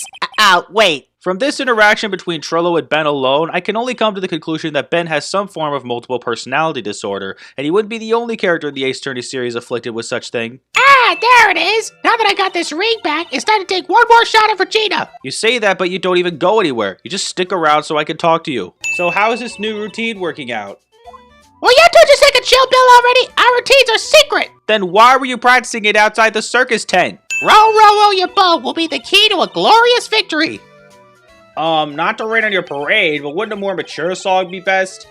Hey, you got to start somewhere, right? Yeah, but that's not gonna win you the Grand Prix you're aiming for. Don't you think you're rushing things a little bit? Let's hurry up and get out of here. Nick, you're kind of a chicken, aren't you? Says the girl who was literally screaming in fear of the tiger killing Phoenix. Let me tell you something, pal. Listening to that old clown sucks all your energy. Yawn. Tell me something I don't know. Just the fact that I had to try going to the plaza before I could talk to Mo in the cafeteria. But also just the fact I have to talk to Mo. What's going on? He's being too nice. Yeah, good point. Last we saw him, he was not taking our disbelief in his true testimony pretty well. For instance, it was such a tough crowd this morning, I had to smash watermelons. What? He's got a big bust? I wouldn't mind hearing more about Max's bust. Not that I'm into that sort of thing. Thanks, Capcom, because the way this line was structured, a foreign friend of mine got some dirty thoughts from it. If you want to see it, there's a photo on the bulletin board over there. Max just had to put the picture up. Good thing, too. Otherwise, I would have never figured out the trick to the killing and the illusion Mo saw without it. A quiet Mo is a good Mo in my book. Mine, too. So, you don't know what was written on it, do you? Unfortunately, I don't. But I bet you they would know. Who are they? Max and Ben. They were here before me that morning. Yeah, only Max actually says anything about the note. I show it to Ben, nothing happens. Max and the ringmaster had their talk in this room. That could have been when the ringmaster put on Max's costume and went outside. Why'd he do that anyway? Was it really that cold or something? Again, I'd understand if it was cold, but he only needed to wear the cloak. No reason to take the silk hat with him. To the murderer. I have conclusive evidence of what took place. Wait a minute, when we first got the headline for the note, it had 2 exclamation points, and now it's only got 1? The wind's as biting as— OW! What did Francisca whip Maya for? Phoenix is the one she has a grudge against, unless it may have something to do with Maya being set free in the last trial she prosecuted. I think she might be overestimating the importance of a win by just a smidge. And yet one of the main arcs in this game is Phoenix trying to figure it out himself. But a little after that case was over, he vanished. But what about the Bruce Goodman murder? Edgeworth was never quite the same after that case. And then, with the case after that one. Okay, now you bring it up when you have to tell Maya about Edgeworth's disappearance, but not when thinking about it? He's still alive. I'm sure of it. Somewhere in this world, he's still alive. How can Francisca be so sure? And I'm not going to accept denial as a response. It's been 10 months since Edgeworth's last trial. It seems animals are not the only thing she tames. Huh? Max, the ringmaster, Ben. She's got them all under her thumb. You mentioned enough just with Max and Ben. No need to bring her own father into this, too. Yeah, Nick! Wonderful. Today's special must be Filet-O-Phoenix. At it again with surviving a tiger attack. I was thinking of teaching whatever primate was out there a lesson, but I was expecting more of a monkey than a human. I know Money could be an annoying monkey, but setting a trap with a tiger just to get a stage costume back seems like it's going a bit too far. When Leon died, I talked with my dad, and he told me that when someone dies, they just become a star in the heavens. So whenever you feel alone, just remember that those kings will always be there to guide you. And so will I. How fitting since we're talking about a dead lion here, too. If you saw that monkey, you'd get my costume back for me, wouldn't you? It's really important to me. Pretty much all three of the options are yes, so what's the point? Oh, actually, I guess Acro was right about Regina's power of innocence. It was in your pocket? This piece of paper was in your pocket.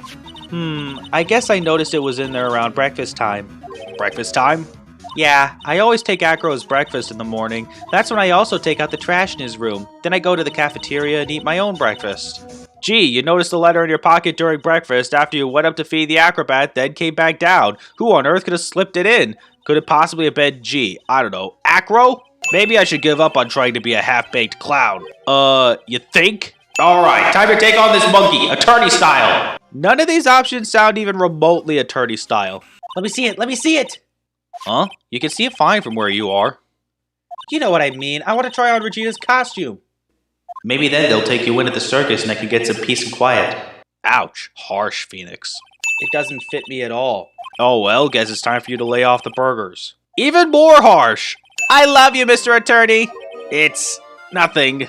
Oh my gosh! I'm sorry, I'm just really touchy around this subject. Shad Dingling. But everyone always called him Bat. He fell in love with Regina. Trying to win her love was his downfall. More so than the other two dorkish grown men that profess their love to Regina this current year? Well, he's in a coma now, so I guess. But still, grown man in love with 16-year-old. It's not exactly illegal in most US states, it's just iffy. So that's what really happened. Well, you guys were so serious. What was I supposed to do? I had to tell you. You just told us a very tragic story and then you kill the mood. Screw you, Mo. Screw you. You sneeze with pepper and slip on a banana peel? That's basic clownsmanship. Girlie, I know you gotta understand that. Nick, I think I'd make a good clown. Maybe, just as long as Mo isn't your mentor. Ah, Mr. Wright. Back again, I see. Well, he did say, I'll be back. Wait, or was that someone else? It was, Maya, believe me. I'm sorry, Mr. Wright, but I'm an acrobat. I'm no animal tamer. If a lion was coming at me, I'd be running for the exit. Hard to see that kind of escape being very effective, but sure. You don't seem like your usual sparkling self today. I'm always like this before I go in front of an audience. I'm working up to it. Didn't we have this type of conversation the day before? Good luck, Max. You're the best. Regina's different, don't you think, Nick? I don't know. She seemed the same to me. Anyways, I want you to make sure that Regina sees it all today. It's important. You're the one who brought her here. It's your responsibility to make sure she's paying close attention. Due to this revision, we are now prepared to explain how the defendant flew that night. An explanation the prosecution will present if the need so arises. In fact, my detective stayed up all night creating a mock-up of the scene on my orders. Okay, but what good is it as an explanation? Considering Von Karma, maybe it is effective, but the only real explanation, if it really was an act of flying to leave the crime scene, that would have meant the crime was premeditated for approximately a week, probably longer. After all, you need to take the time to install the hooks and wires and all the stuff you need out in the plaza in order to pull off the trick. But why go through all that? Doesn't that seem like a waste of time just to commit a murder and try to hide it? All that's left to explain is how the defendant disappeared into the skies that night. Before we get that far, I'd like to cross-examine the witness. No, let us hear what kind of stupid theory phrase you came up with for how the defendant flew away. I bet it's entertaining. There is a huge contradiction with the testimony that was just given. If there's a contradiction, then prove it with evidence. Duh! What did you think I was gonna do? Use that same finger to touch myself immediately after pointing it? Also, that is not something to raise an objection to. That's a shame, because you would have noticed the silk hat found on the scene. That's the ringmaster's hat, right? I get it, you're disabled, but you're not blind or stupid, you're just lame. How could you not recognize Max's signature hat? Great, now we have a bird pecking between my eyes. First a toupee in my face, then whiplashes, and now a bird. She's right. Way to pick on the disabled, you heartless, cruel man. Phoenix is a poopy head! Just this line. Your Honor, the physical health of the witness is material to this case. I demand that we get proper testimony from the witness himself. Testimony, you say? Von Karma. She's just using this testimony as a rouse to stall for time. There is absolutely no need for such testimony. The defense has its version of the murder. The prosecution has a right to respond. The defense's objection is overruled. Why can't he see things my way once in a while? In this case, your way doesn't make sense. There was no reason to object to the testimony. What you're hearing from the witness, as you soon discover, is important as all heck. But more importantly, you didn't have a problem with most other culprits adding to their testimony. Why is it that with Acro of all people you take issue? You're just encouraging the Phoenix's enablest mindset to continue in the gallery right now. But the bust was bronze, wasn't it? Bronze isn't all that shiny. Maybe you should put the whip down sometimes and read the court record. Hey, someone had to say it, and I wasn't going to waste my breath. Acro? Money is a strong monkey, right? It'd be easy for him to bring the bust back to your room. How strong is Money really? Aside from all the treasure we find in the Acrobat's room, we've seen him steal Phoenix's attorney's badge, Trillo's engagement ring, and Leon the Lion's stage costume. All these items are pretty light. What Mo actually saw that night was Max's bust. What are you talking about? Have you tried using your brain at all in this case? Have you tried using your brain in any of your cases? Ugh, I just sounded like a future Ace Attorney villain who would turn out to be one of the series' worst villains. At the same time, the Ringmaster told Max to wait in his room and went to the scene. Of course, at the time, the Ringmaster was wearing Max's costume. Perhaps he didn't want anyone to recognize him that night. But why? It's not like Acro would have been able to see who he was killing anyway. At the very instant that the bust hit the victim,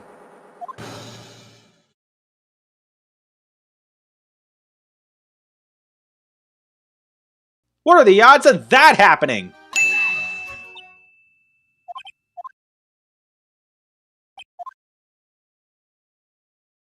Try again. Do you get it yet? If the cloak got snagged onto the front of the bust, it means that the white roses would end up on the back of the bust. And not a single one of them dropped into the snow where they would be found along with the silk hat? Nope, there's nothing in the world that could convince me that we've been scrutinizing Acro's testimony for 4 hours and 17 minutes. Hey, pal! You're gonna ignore me after I went through all this trouble to bring in some evidence? Ah, Detective Gumshoe. Forget it. I'm going home. This guy deserves to be guilty anyways. Ah, Gumshoe. Did you ever have any trouble with the Ringmaster? Ow! How could you ask such a thing, Phoenix Height? Do you have some sort of fundamental misunderstanding of this witness's testimony or the heartfelt emotions contained within? You better think about this, Phoenix Height. You better think hard. Ow! I got a better idea. You better think hard before you're charged with the murder of the defense attorney. Nick, the judge is getting misty-eyed. He's got a soft spot for sob stories, it looks like. Oh! No crying in court. Let's keep going. And she calls me heartless. Order! Order! Bailiff, I don't care who it is. Smack anyone who's loud in the face. Twice if you must. Judge incites meaningless violence in a courtroom. Simply put, Regina didn't think the note was meant for her. Of course she didn't. Acro didn't bother to think of that before leaving the note in her pocket with a vague header like, to the murderer. How did he think she'd piece the whole thing together? Remember the testimony that Acro gave us earlier today? Lifting the bust and looking out of the window would have been impossible. There's no way I could have exerted that kind of force on my lower body. If I were to do that, I'd end up falling out the window myself. Acro did inevitably mention lifting the bust in the first two statements of one of his testimonies, but he would only mention the consequence of lifting the bust and looking out the window at the same time if you pressed him on the third statement of the testimony, which you're not required to do. Frau Regina Barry is an animal tamer by trade. However, no tamed animal in that position is ever trained to attack another human. They wouldn't understand the command. Moreover, Frau Regina could never do something like that. It's just not in her. If we consider her personality, she most certainly wouldn't do it on purpose, yet we're making it sound like she would for some reason. I've never heard of them smiling, however. Lion sneeze. I'm kinda shocked no one figured it out sooner. You're seriously telling me they thought the lion was smiling for 6 months and did not bother looking the scarf over? People are certain to notice the pepper on the scarf pretty much right away without much need to look at it, no? Acro nearly lost his brother due to this accident, or this joke as you put it, which is why he tried to get his revenge against Regina. We're talking about an acrobat trying to kill a 16-year-old girl over the attack on his brother. A clearly sheltered 16-year-old girl at that. He could have just talked to her about how he felt regarding the attack. Instead, his mind went straight to attempted murder despite him being known as the most straight-minded man in the circus. Allow me to pinpoint the location of the bust once and for all! The judge's bench is one of the choices, and it hits you with a hilarious double penalty if you pick it. I know she didn't mean for anything bad to happen. I know this. She just wanted to make my brother sneeze a few times, too. But I just couldn't forgive her, no matter what. I know this is about Acro's brother, and I appreciate the effort to provide us with a sympathetic culprit, but we already got one in the first game. His name is Yanni Yogi. This guy just wanted to kill a 16-year-old that obviously didn't have any ill intent whatsoever. All of this could have been very easily avoided if you had just talked to her and her father. If Acro needed to have a murderous grudge, wouldn't it make more sense if it was against the ringmaster, since it was he who made Regina this way? So are you saying that you are a victim in all of this as well? No, that's not what I mean. I'm nothing but a murderer. That's who I am. Yeah, you are a murderer. Cry about it. Wait, you already are. And we left the courtroom 2 hours after the recess ended. No way that was 2 hours! Acro, the ringmaster, Regina, and Bat, not a single one of them was a bad person inside, huh? Among those people, you listed someone who tried to kill a 16-year-old girl. I don't care what his reasons were, that was just disgusting. The staff, the performers, no one wants to leave the circus. That's why I've made a decision. What is it? I've decided that I will take over as the new ringmaster. Oh great, does that mean we're gonna hear more stupid jokes? Do you have Prince Albert in a can? Well, you better let the poor guy out!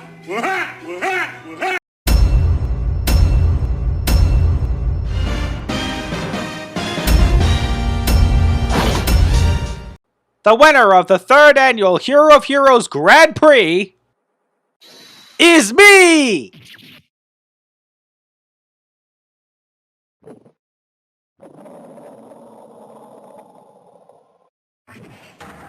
This revealed the Nickel Samurai winning was obviously set up, meaning there's no way in heck Juan Corrida shouldn't have known about it, especially considering that the defamation scheme relied heavily on whether or not the Nickel Samurai won this year. Wait, the Gatewater Hotel? The same hotel April May was staying at? It's looking a lot more fancy than I remember it. Do you like the Nickel Samurai too, Mr. Nick? Nah, Nick's an old fart, so he's not allowed to watch it anymore. That's right, but I do like Kids Masterpiece Theater. Hey, I didn't know you were so young at heart, Nick. Mr. Nick, you're a grown-up. You're not allowed to watch it anymore. You're supposed to act your age to have interests that match. Oh, what great advice. I'm sorry, super adorable blue cartoon dog. I will never understand these people and their shows. You and me both. Hey Nick, come on. It's time to get going to the lobby. Except after all that dialogue, there's no move option for the lobby yet. Well, since the Pink Princess successfully wrapped up last month, I've been on a kids' exercise show while wearing a rabbit mask over my face. I guess even after all that time since I helped him out, he's still not ready for his face to be seen by the kids. But why not? He is by no means ugly. With a scarf around his neck and a guitar in hand, he rises to stardom in an ancient time. Anachronism for the purpose of children's entertainment. My favorite. Why does the game require me to move to the hallway, then back to Viola Hall before I can advance the story? Nothing significant happens in the hallway at this point in time. Honestly, youth these days can't be bothered to listen to other people when they talk. Just the other day it was the same thing. There was a small footbridge with a sign next to it that said, "Beware, bridge out." And along comes a snot-nosed little punk kid right up to the bridge. I tried to tell the boy the bridge was out, it was dangerous. But when he listened, no, of course not. He said he'd be careful and only walk on the in part of the bridge since the out part was what was dangerous. I am not kidding you here. The kid said that and really meant it. Well, I really let him have it then. Knocked him clear off that bridge. Honestly, kids these days don't know right from wrong, I tell you. Oh, absolute glory. The old bag returns and more chatty and pretentious than ever. Also, if you couldn't hear from all that rambling, old bag admits to child murder. I love that show, and you're a hoot. You're the Big Brother character, right? Yes, even with your face covered by a mask, I know. You're that giant rabbit. What a work of art, but that's how it is, you know. I mean, if you didn't wear the mask, who knows how many TVs you'd break. Really, and shame on those kids exercising around you. They're getting what they deserve. This is why I thought you shouldn't be anywhere. Please don't start another Michael Jackson scandal. I beg you. Annoying, noisy brats, get the blaster. And now she has a fake ray gun. Glorious. I thought about being a bodyguard at first, after being handed old Pinky. You, a bodyguard? For your friend! That fiery, good-looking guy with a red jacket and the ruffles! Still going after Edgeworth. So listen to this, Pearly. This one time at lawyer camp, Nick. Okay, I get it. Let's go take a look. This was enough to convince Phoenix to ignore police instructions. Whatever story Maya was going to tell was in all likelihood a bluff, or if it's a legitimate story that Phoenix once told Maya that was so embarrassing, why would Phoenix even tell her in the first place? Also, Old Bag is standing right there, and she does nothing to stop you from leaving the lobby. Some security guard she is. Excuse me. Ah! Are you by chance Miss Maya Fey? Evil Bellboy is evil because everything about his appearance suggests to me that he's evil. So, Detective Gumshoe, a murder? Ah, no, that's not it. I got my facts mixed up for a second there, pal. Nope, too late. You already expressed disdain for what you've just revealed. Is the dead person the Nickel Samurai? Huh? Why do you ask? Well, Mystic Maya was rooting for him, so... Even an 8-year-old child would have really said something more along the lines of, well, he won the award, so... Anyway, so now that Juan Corrida's gone, that means Mr. OnGuard has a whole stage to himself, wouldn't you say? Didn't you just hear the detective? OnGuard is the suspect. Matt OnGuard was just arrested, pal, on suspicion of murdering Juan Corrida. What? I really don't understand the shock here. We already gathered this information. Those two would butt heads over everything they could think of, but I'd say that Matt was the one who almost always came out on top. I'd say Powers is just biased because both his and Matt's shows were made by the same studio, but that actually makes sense. Which show would you rather watch? A super cool action star in a neo-ancient setting, or some stupid ninja that plays a guitar? I think you have other things to be concerning yourself with, such as... Help! Nick! Mystic Maya! Maya? Maya just got freaking kidnapped? Holy crap, things just got real. You have 2 days. Of course, tonight you will be in questioning with the police, but the trial is in 2 days. At that trial, you will win a not guilty verdict. Remember, you only have one chance. One chance, Mr. Attorney. This is a point I never quite understood. Why is the killer that desperate for a verdict so quickly? I can understand if the trial ended in guilty, but I'm not even allowed to have the trial stretched over multiple days? As long as OnGuard doesn't get convicted, it shouldn't matter. No! It's all my fault! If only I had gone with Mystic Maya! I'm pretty sure you would have been kidnapped too. I wouldn't put that past the killer. I'm a lawyer. My name is Phoenix Wright. A lawyer? Hold on a sec. I'm gonna ask my manager, okay? They didn't confiscate his risk communicator. Please wait! I really need to take your case! There's always other people in need of a lawyer, right? Want me to introduce you to a few? Why is OnGuard being so evasive? He needs his defense attorney, specifically Phoenix Wright. His cooperation is the bargaining chip so Maya can be let go. It's like OnGuard doesn't care if he's found guilty or not, despite having been framed for committing the murder himself. Wait, what did you just say? The killer! The killer? What's he doing? He looks like he's bowling something over. Alright, dude. I accept your terms. That was all it took? Just mentioning the killer's name finally brings him to take Phoenix's defense? Why did it need all that effort? Just to make sure he's got the right guy? Phoenix is already recognized by his spiky hair, and he even introduced himself by name. Man, I thank my lucky stars that people know my name. Well, you're quite the hero and you're in the national spotlight. I didn't know who he is. Does that mean I'm not a good citizen? What? If you use this, Maya's Magatama! he won't be able to hide any secrets from you, Mr. Nick. I know OnGuard said he knew nothing about the press conference, but the information that was going to be revealed was about something he already knew, having been involved with it and everything. Why didn't we see any psyche logs when he said he knew nothing about a press conference? Did he really not know about the press conference? Like how the psyche logs didn't appear when he said he didn't kill Corrida? Well, at least I could breathe a sigh of relief knowing my client is innocent. Yeah. Wait, the investigation is split into 2 parts? Whoa. So we just went back to the office right after we visited OnGuard? Why? Wouldn't it make more sense to start the next chapter right back at the hotel again? Why, oh why do all the stars I'm interested in drop one by one like flies? It's always been that way ever since I was a little girl in elementary school. The class hamster was fine until it was my turn to clean its cage, and then it died. The other kids started calling me Queen Reaper. I swear that's what they dubbed me. Whoever you name in your evil spell dies within 3 minutes, they were taught. Maybe that's a sign to stop setting your sights on 20-somethings? That irritating backwater girl with the afro and the horrible country accent. I mean, what is that manner of speaking supposed to be? And why does she never stop? Honestly, women these days, they don't know the meaning of the word modesty. When I was a young maiden, I was so beautiful, even the flowers in the fields blushed. But despite this, I pressed flowers, or read the stars, or wrote beautiful love poems, or... That's Regentist. If you want to hear more, then show your respect and bring this lady a present. Sure, I'll do that, but before I give it to you, I have to show you my ultra-powerful jewel that allows me to crack your secrets open. Here's my lifeblood. I'm gonna die without my $700 camera. Your camera? Look, don't lots of people say the criminal always goes back to the scene of the crime? And looky, here you are. By Lana's logic, literally anyone could have come into this hall and she would have accused him of the theft just like she is with Phoenix. But other than that stupid cliche, why would Lana think Phoenix stole her camera? It ain't no ordinary camera. You buy in the store and it's $1,600 brand new. Huh? But didn't you just say you bought it for $700? I had a nice long talk with the guy at the store. About 5 hours, I reckon. I made this itty bitty scratch on it and the manager got all huffed up in the face. He gave me his talking to, was real mean about it too. He done made me cry at that. Okay, but that doesn't answer how you got the camera cheaper than its listed price. It's not like it was up for auction or anything. What kind of story was it that you would hang around here?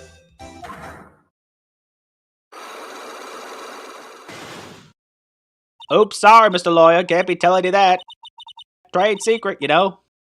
Not again. Why does everyone have something to hide? Believe me, Phoenix, this isn't the worst of it. Oh, that's right. I got you guys a map of the hotel, pal. Here you go, little missy. Wow, you're giving it to me? Thank you. Wouldn't want you to get lost in a hotel too big for its own good.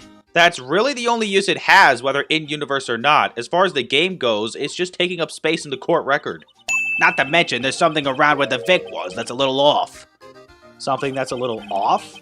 As in, that's for you to figure out, pal. Oh, silly me. I thought the detective was really gonna be helpful at all times. There are a lot of electronic things in here that I've never seen before. Hey, Mr. Nick, tell me what they are, pretty please. Okay, that over there is a watch. You wear it on your wrist.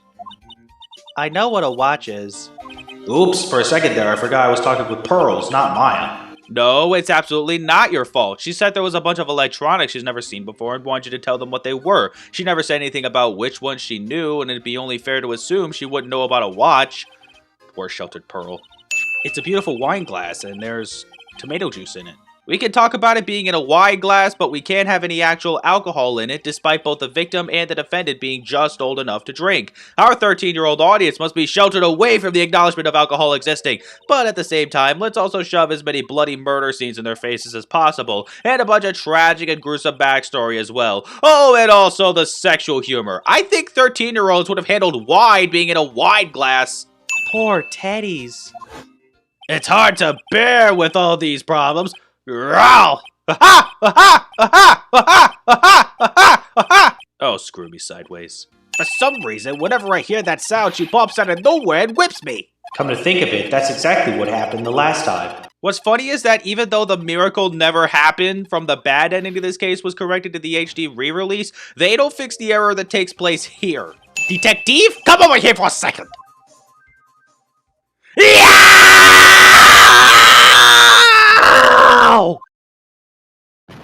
Careful, Francie, or you won't have a live detective to whip anymore.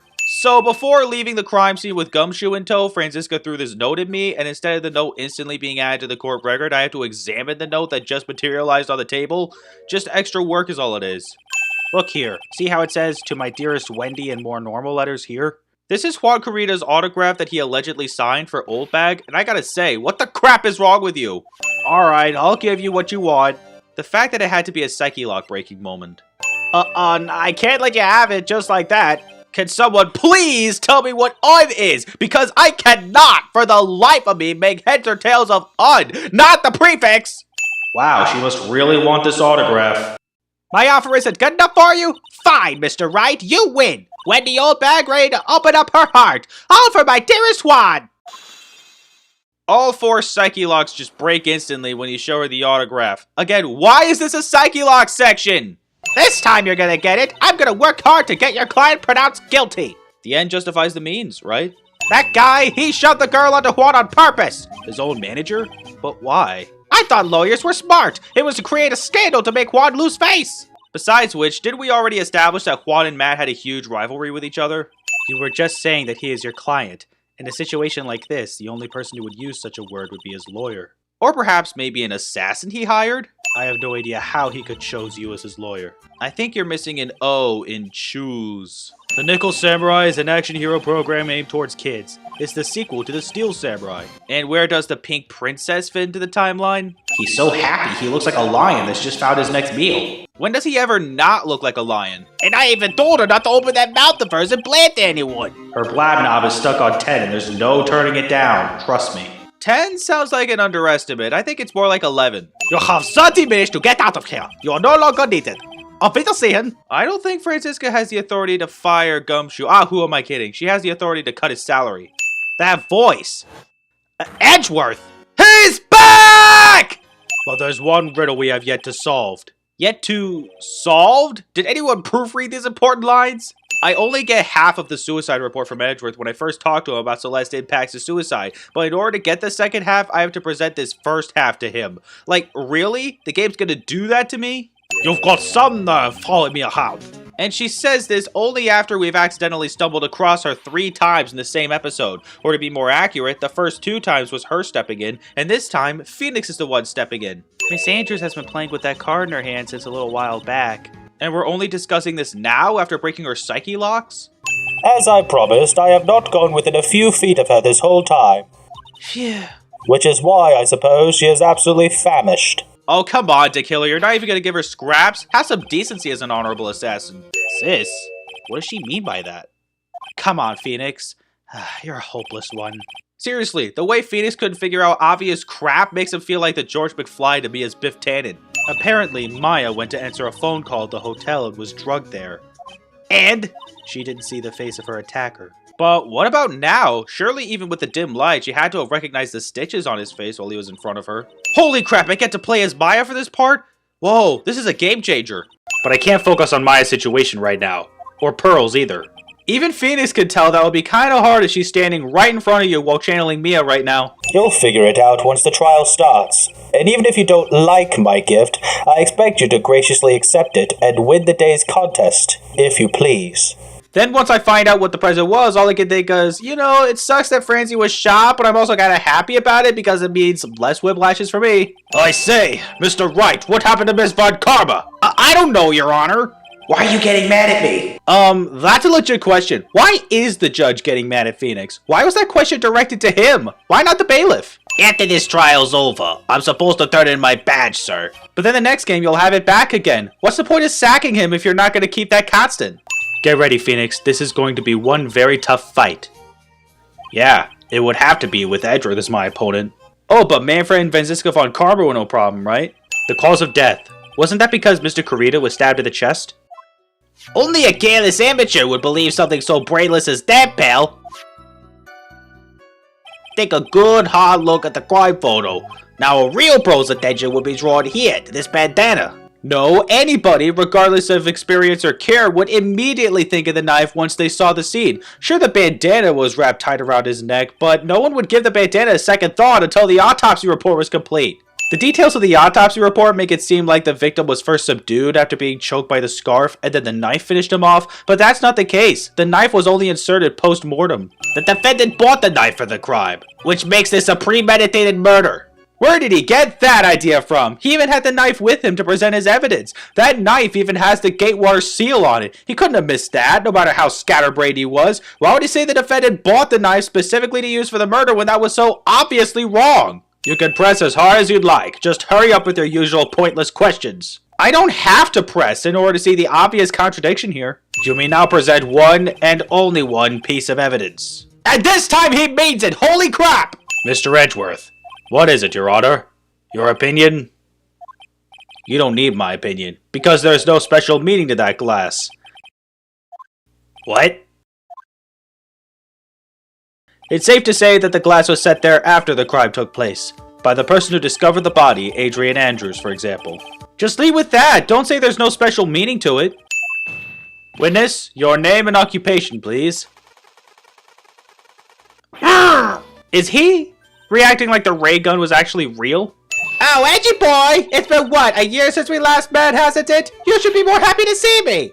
Oh, we have to see this again.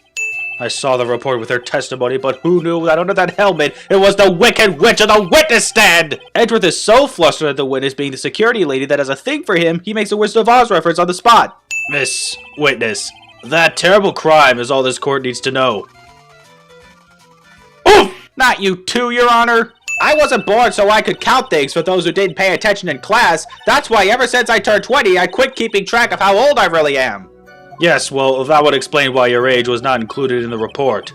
Okay, so she has no idea how old she is? Let me help you remember. When was your birthday, and what year were you born? You gotta at least know those two details. That's when someone showed up! It was a man coming out of Port Juan! Who in the world was that? I'm not allowed to say! But you're gonna tell us anyway in the very next statement, so what's with this dialogue? Annoying brat, when I say I saw someone, I saw that person! Why do I get a sense of deja vu? Maybe to avoid a repeat of last year, I should delve into this a bit further. This is why it's recommended to play the games in order. He was wearing his flashy racing jacket. Honestly, it's all just for show. We're talking about what On Guard was wearing when he left Karita's room, and clearly that is not what Old Bag saw, so why did she even say this first? She couldn't have just forgotten it. I find it very hard to believe she wouldn't have immediately said the person she saw was wearing a nickel samurai costume. She has no reason not to, especially if she prefers Juan over Matt. Ah, it's button number 2 on the Jammin' Ninja's costume. Now I know she's an obsessed fan. She identified it in a single glance. I'm even more impressed she narrowed it down to the number. If I wore the trendiest dress, then maybe you'd think I was the most gorgeous woman ever. But instead, I have to put up with wearing this ridiculous-looking outfit. You'd agree this outfit is hideous, right? I've got a tape recorder stuck on my chest. Let me tell you, it's heavy. So heavy, I wish we would have switched to CDs ages ago. But I'm keeping that dream alive for all those kids out there. I worked hard with a smile on my face, don't you understand? Now take a look in the mirror. Your clothes are about as interesting as a documentary on curling. You should take a tipper test from Edupoo. Now he's got style. I thought Richard Wellington was supposed to remind me of Wendy Oldbag, not the other way around. Is that what you're driving at? That is exactly what I'm driving at. What are we driving at? And whose car are we driving? The judge has some funny comments, but just how scatterbrained can this man be? I don't remember the first game going that far with it. The defendant went to the victim's room while in costume as the Nickel Samurai. At that time, the defendant held no intent to murder. He was probably just going to relax and talk with the victim about the stage show. Which is why he took his gloves off. What? He took his gloves off just to talk with Juan? But it's not really like Edgeworth to neglect the fact that On Guard brought the knife with him! It seems that this is the latest rumor in circulation, Your Honor. Oh, this is... Well, this is... I see. The judge seems to be really into the article, if it can be called such a thing. I'm not so sure it's that particular article, or any article, really. More like specific photographs that may have snuck their way in. I don't believe that the note is the only thing you stole that night. And I had to present the camera a second time in a row. I don't like when Ace Attorney pulls something like that. What about this photo is strange? It already sucks that I can't check the court record to cross-reference the Nickel Samurai poster at this part, which is kinda necessary to spot the contradiction. It sucks even harder that this is an infinite penalty. Let's take a look at the Nickel Samurai's poster. How funny, in order to point out a contradiction with the photo taken by Lotta's camera, I had to point out a particular spot in that photo and not present the actual poster that the photo contradicts. 4 hours and 14 minutes. Dude, no way. The recess was supposed to be 10 minutes, but it's actually 11. That's cheating. But this was a private matter between Juan and myself. So it was a fried bait matter. Or was that bait and fry? Reminds me of fishing. Yo, Adrian, think you can figure out what the judge is trying to say here? I can't find nothing on the internet.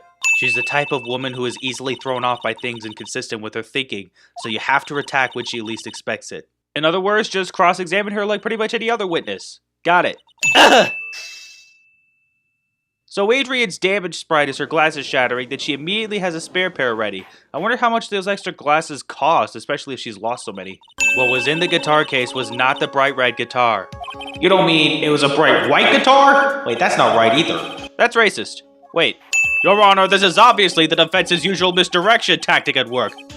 Steer the court towards an unrelated topic and lull us all into his misguided. And with this tactic, I have proved a good number of people innocent the legit way, so I will continue to use this tactic, thank you very much. Let's suppose for a second that the bright red guitar was not the only thing that could have been in the case. The bright red guitar not being the only thing? You don't mean to suggest that a bright black guitar was inside the... Thank you, Edgeworth. We don't need any more racism than Phoenix's thought bubble from earlier. Wait, what? Well, you know my strategy. Speak first, think later. Murderers in the Ace Attorney universe. I can't stand this side of a man who can't gracefully accept his defeat. Thank goodness Mia can still look at me. With an icy stare, yes. Ouch, I thought you were on my side. And the real murder is... Well, obviously the real murder was of Juan Carita, but who's the murderer? Miss Adrian Andrews, I choose you! You are Mr. Carita's killer! Wait, are you accusing someone of murder or summoning a Pokemon to battle? Are you a lawyer or a Pokemon trainer? However, if Mr. On Guard was the real killer, there is no way he would have put such incriminating evidence in his own Hakama! The police force really ought to do a better job of figuring stuff like this out, especially the detectives. Seriously. Usually, when one finds a body, they are shaken up, not stirring a glass of juice. This James Bond reference is about as subtle as it gets. No! No. Yesterday, she was tossed a lifesaver by Miss Von Karma. Don't say a word no matter what happens. If you do, Matt On Guard will be acquitted. Miss Andrews undyingly believes in those words right now and is clinging on to them. Why? She's clearly seeing for herself that she's about to be declared guilty in On Guard's place. She's got to realize by now that she's been bitten by the dog the hand feeds, right? If people find out If you're going to say you would choose death, that is of no concern to me. Holy crap, Edgeworth, that's a jerk move, even if it's just to get the information we so desperately need. Why did crime need to be in quotations? She did commit a crime, tampering with an active crime scene. That is all. Court is adjourned for today. And it is at this moment you have a moment of hopelessness, especially with this new sprite of Phoenix thinking you lost, until it is interrupted by Edgeworth questioning Adrian about the card she's been fiddling with the whole time. 3 hours after the recess and we're back at the office. The condition was that we had to get a not guilty verdict, and so far the kidnapper has kept his word and hasn't hurt Maya, and he won't because Mr. Rongard hasn't been given a guilty sentence yet. Hate to interrupt this session of giving the kid false hope, but who was the one who leaned his head over his bench distraught at the end of the proceedings? And why did he do it? Because the condition was that Rongard was supposed to have been acquitted today! Hey, you guys! Glad I caught you, pal. Why is Gumshoe's name just question marks for this particular line? So yeah, I'm going to help you, pal. I've got lots of experience in investigating and watching over people's places. And I'm great at making really simple meals, pal. I'll take care of it all. I just realized another missed opportunity by bringing Gumshoe back on the police force is a game where Gumshoe actually works as a private investigator for the cases involving Phoenix's clients. Then again, he has a better dynamic with Edgeworth. Okay. By the way, what's your best dish? Instant noodles, pal. Why am I surrounded by people who only eat cheap, unhealthy foods? America. That's such a dirty trick. Even that woman prosecutor was better than that. No, she wasn't. And besides, aren't we the ones fighting for a false acquittal? She looked like she was being tortured to death, not being able to go to the trial today. So maybe it'd be good for her if you went and let her whip you for a bit, pal. Let's go let her whip us, Mr. Nick. Those are the last words I expect to ever hear from an 8-year-old girl. Okay, here I am at the hottie clinic to visit Franziska. Please tell me that phony pervert pretending to be the director is out. Dang it! Why are you still here? My question exactly. And when I snuck up on her real secret-like, she would scream really loud. Yes. How are you not in jail? And what are those tulips doing in your hands at Phoenix Height? You mean Phoenix actually went through the trouble to buy flowers for Franziska? I was shot in front of the courthouse in my right shoulder. But it's no big deal. This sort of thing happens all the time. Like father, like daughter, I guess. The end justifies the means at Phoenix Height. The end justifies the means. That phrase sure won't sound familiar in the future. Anyway, let's try out the card trick with this card I just found. Except last time we left her, she already unlocked the door. I have this cat named Shu. I didn't put out a lot of food when I left the house, so he's probably pretty hungry. You think you could drop by my house and feed Shu for me, dude? Does Rongard not know that the killer is taking care of the cat while he's in detention? They still keep in contact with each other, right? Why does Rongard even send Phoenix over to his mansion anyway? Just so the killer can learn that the trial didn't end in a single day? Why is this being added to the court record if we're not even going to present it or anything before it gets discarded? Because of you, I've been made to look like the bad guy again! Although I did get a piece of gum from Edgy Boy just as he promised, but what I really wanted was something much more valuable! I wanted Edgy Poo's heart! I wanted it all for me! It's all your fault! I have awakened the wild beast inside of this old dog! Ah! Wow, she was such a windy old bag that she just fainted. That's a first. Would you please allow this unsophisticated young person to conduct his investigation? Yours truly, Miles Edgeworth. Yours truly?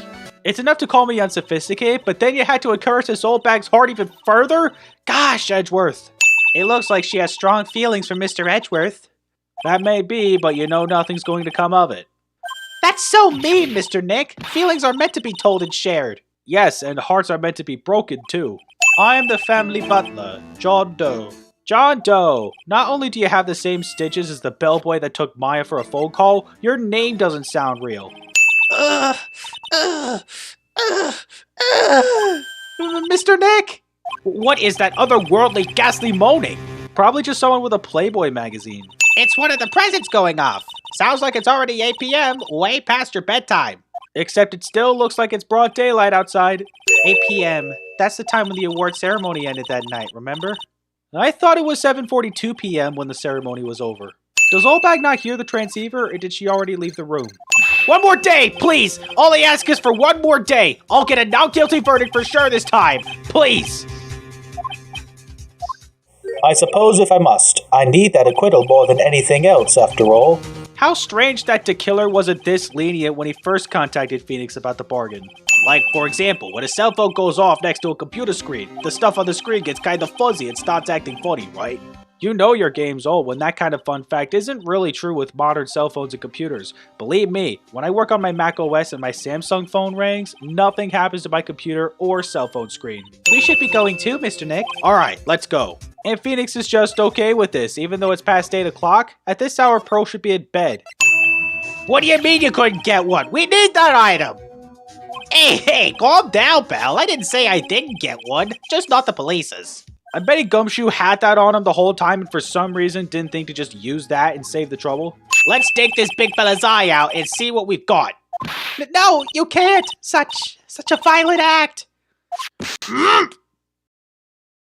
No! No.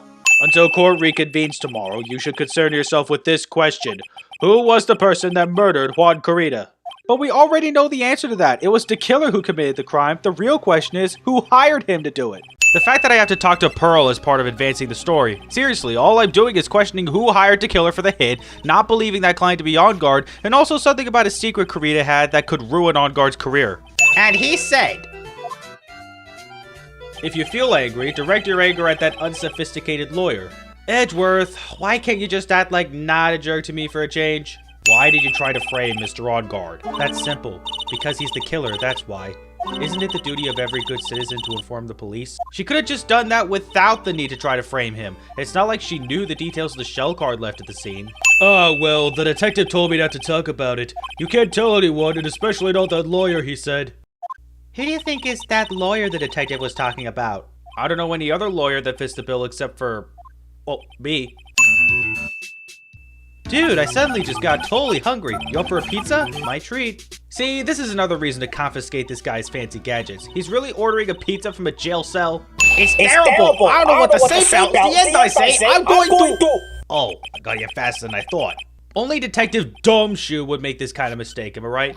You're working really late, you know? It's already past 10 p.m., dude. And your biggest concern is how hard Phoenix is working? What about the fact that he's got an 8-year-old kid by his side at this hour? This $3,800? This could be the toothbrush I bought that one time.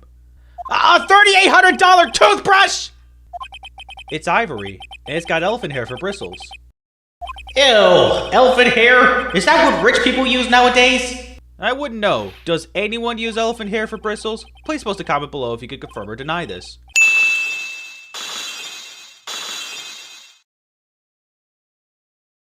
How do you do, Mr. Lawyer? I'm Matt on guard. Yeah, you had to have seen this reveal coming if an assassin kidnapped your assistant just for an acquittal, but holy crap! The lengths that they go to make this look like such a big reveal is amazing. You knew he was evil and you're still shocked. Points to Capcom for making a moment that should have been terrible an absolute win. But let me be a jerkwad and tack one back because he is giving this confession in a confined room watched over by a guard. It's way past your bedtime, little girl. Go on and let us grown-ups talk about more adult things. You know things are bad when the villain has a better moral conscience for children than the hero does. And now you finally found it. The starting line of this case. I know Edgeworth arranged for the detention center visits, but has he just been eavesdropping on me while I've been talking to On Guard? Proper defense. But what exactly is that? Is it where a lawyer forcibly and blindly gets an acquittal through shouting and trickery? Ironic that you of all people should say such a thing. Isn't that exactly how you have fought for your clients up until now? Except all of my clients were in fact innocent of the charges against them. The closest is Lana Sky, who was just an accomplice to a cover-up, but nothing more. Franziska, she fights for herself. The only thing she fights for is her perfect win record. That's all. And? Isn't that the same as you? Isn't that why you ran away a year ago? Because your precious win record was destroyed? You're so petty! And you're not? I take great care to ensure that no suspicion falls upon my clients for my handiwork. That is what is called client relations, and it is a part of an assassin's duty. An assassin's duty? We were unlucky this time and my client was arrested as a suspect. As a result, I did what I had to do to enlist your expert help, Mr. Attorney, and to ensure that you would do everything in your power to the very end. Okay, are you gonna spell ensure with an I or an E? Are you talking about car insurance or making sure everything's going well? If someone were to trace the signal back to me, it would be quite troublesome. Now I bet On Guard feels really stupid for sending me to his mansion to feed his cat earlier. A bear? Isn't that more of a thing for Mr. Corrida? Why would something like this be here? I'm also wondering why, but for a different reason. It was in the private lounge before, and the killer had no reason to take it out, really. An antenna for sending and receiving radio signals, and a VCR. It's the year 2018, and someone's still using VHS tapes? The only move option from the private lounge is the wine cellar where Maya was previously held, even though we came into the lounge from the living room. This looks like a picture of Miss Impacts. Why was a frame photo of Celeste taken to the wine cellar, but the bear to the living room? Curly, you're there too, right? There's no way Maya should have known that Pearl would be with Phoenix when they went to search On Guard Mansion, especially not at this time of night. Miss Andrews, I have come to remove your psyche lock. Why would he say this out loud to her? I've had this dream before. Someplace, some time ago. And it's only now when that dream went from pointless and stupid to actually friggin' ingenious. Hello, this is Phoenix Wright. You don't look so well, dude. You're gonna prove me not guilty today, right? Dude, what's wrong with just saving electrical energy? And he does this again. I guess because he was in the clear making his confession in the detention center despite his room having a guard inside, he feels very confident dropping the facade in the defendant lobby being watched by 2 guards. It's that accursed On Guard again! Will you leave me alone? Look, don't call me anymore! I mean it! You're really mean, pal.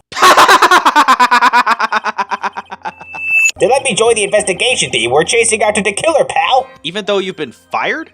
What a surprising turn of events!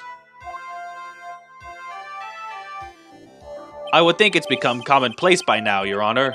Too true. In most of these cases, the surprising turn of events may not have been so much in who done it, but rather how they did it and how their guilt is proven. As much as people crap on certain episodes for the culprit being obvious, this game reminds us that it's more about proving the culprit's guilt through this very line. I think of it as the very basis of the series, mostly because it was already established at the very beginning, and it's unfortunate to see it taken for granted by a group of people, but good thing this line exists to remind us. After the award ceremony, I went by myself to Matt's room. After the award ceremony? What time was that? Because Powers was still with Phoenix and the Fays around the time the ceremony was over. And talking with the bellboy is no big deal. If one assumes that the person Mr. Arngard was speaking with was an ordinary bellboy. In case you fellas missed it, Phoenix's line was a thought bubble. This one's kinda interesting. In order to move ahead with Powers' first testimony, you have to press the statement about him watching On Guard and the bellboy together for a while before getting out of the hallway. Then after that, you gotta press the statement about him talking with who he thought was a bellboy at first. The strange thing is that it's the statement directly before the one you just pressed. It's not because the order of the testimony I find it strange, nothing wrong with the order. For some reason, I just don't like it when the game requires you to press certain statements in an order not like in the testimony in order to advance. Something about that just feels unnatural. It's especially weird in this case because in the first statement you have to press, Powers mentions On Guard giving the bellboy a tip, but this new statement isn't added to the testimony just yet. You have to first press the statement that came right before, then you get the new statement. Why is this not something you would pursue further right away? Giving the bellboy a tip sounds completely normal, as Phoenix specifies in his thought bubbles, so it doesn't make sense that he just wouldn't ask about the tip immediately. There is nothing strange or unusual about an empty-handed bellboy. But there really is. There really isn't. If you two are done being school children. Thank you, Edgeworth. Phoenix was making quite the stretch just to say there's nothing strange about a bellboy being empty-handed. I know Phoenix is aware of what he's up against and is just trying to keep the trial going, but still. But isn't he really suspicious? He's got all those stitches and... So, a baseball is stitches? Are you saying all baseballs are suspicious because they have stitches? Phoenix needs to take it easy with the gloves or else someone might recommend him to a mental institution. So what if he had gloves? A lot of bellboys wear gloves. Come on, Mr. Wright, that bellboy is wearing black leather ones. So, a football is made of leather. Are you saying all footballs are suspicious because they are made of leather? Jim Carrey called, he wants his crazy back. Some accident, I'd say you saw too much. And all of it was suspicious to high heaven. Makes you wonder why he wasn't called to the stand yesterday, unless he for some reason couldn't give a statement before then. I said, hold it! Okay. Well, this is a first. He had to say hold it twice. Why? I can't even begin to count the flaws in the defense's logic. Well, at least name a few. I know I'm lying about Andrews possibly being the client, but don't keep the court in suspense. No way we could have been in there for an hour 54 minutes. And the recess was meant to be 10 minutes, yet went for 11. That's cheating. But this looks like it could be easily broken, especially if someone wanted to get at what's inside. Well, it's a toy, but it can never be the same again once it's been broken. Imagine if Adrian really was able to get her hands on that bear the night of the murder. I don't think she would have cared about that. She was looking for the suicide note so she could burn it as soon as possible. So I have doubt she would have gone through that kind of effort. The judge's voice rang loud and clear through the deathly silent courtroom. Though the deathly silent... Come on, this is an HD re-release. Do a better job with the spell check, guys. And that's all Miss Impax had to say. And we don't even get to know what her exact words were. We can't even check it in the court record. Great.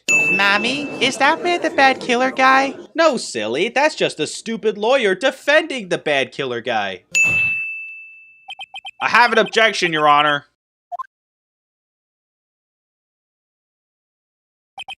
That was about the weakest objection I've ever heard, Mr. Wright.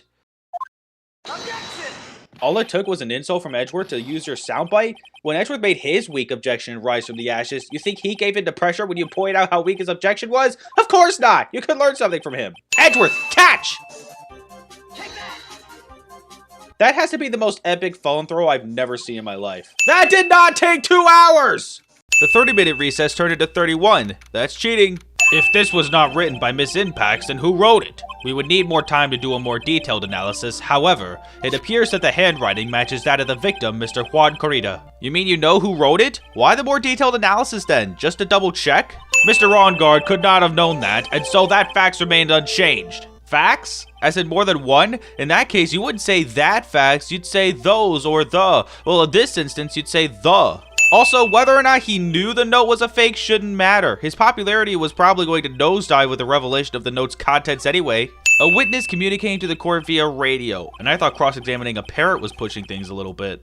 Witness, please present some sort of proof that you are, in fact, Shelley the killer. I understand. Please wait a second. I'm so hungry. Maya! Maya! A voice. Mr. Wright, can you confirm anything from this? The defense has no objections to this person.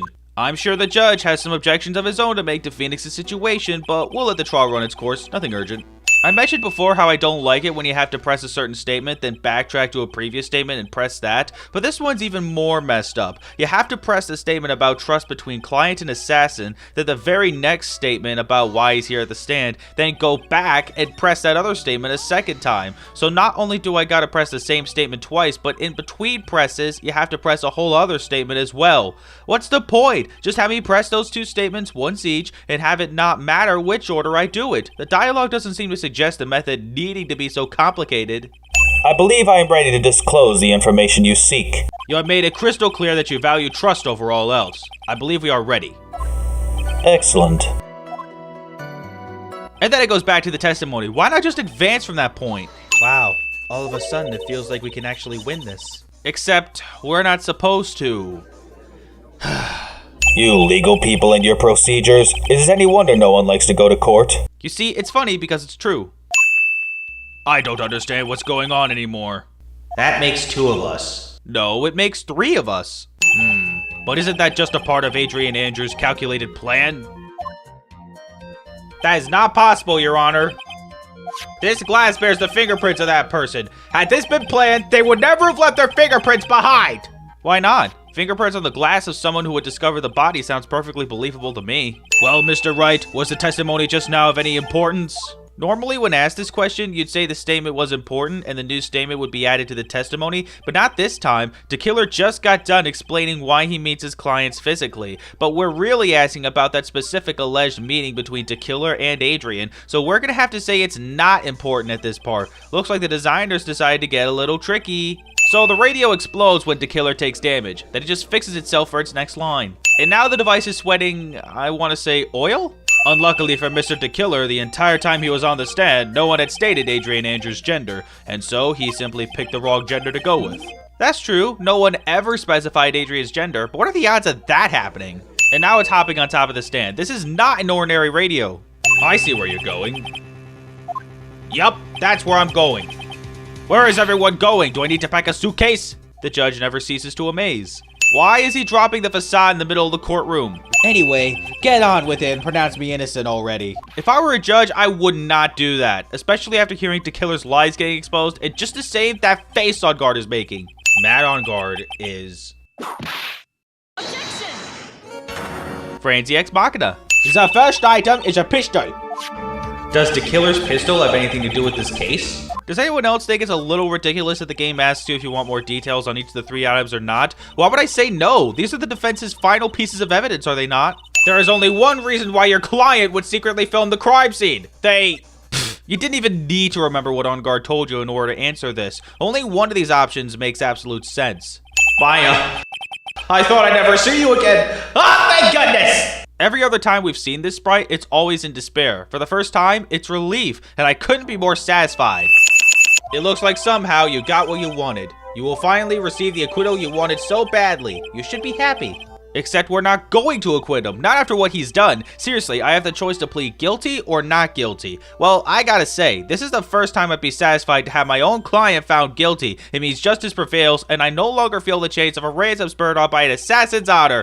Phew, what a game. Early on in the series, it gives this kind of twist and makes you feel satisfied to see the twist through and actually not save your client for once. Even if you plead not guilty, he will ask to be convicted, which can be just as satisfying, but I just love the feeling of telling an abhorrent man that I'm not defending him anymore. I was so close to complete satisfaction, but they still overestimated the time passing since the final recess ended. 2 hours and 39 minutes! Phoenix, think back for a second. Why is Mia's mouth not moving? Miles says first, you are no longer worthy. You are no longer worthy of being a Von Karma. You're right, he's not. He's something even better. An Edgeworth. Whatever.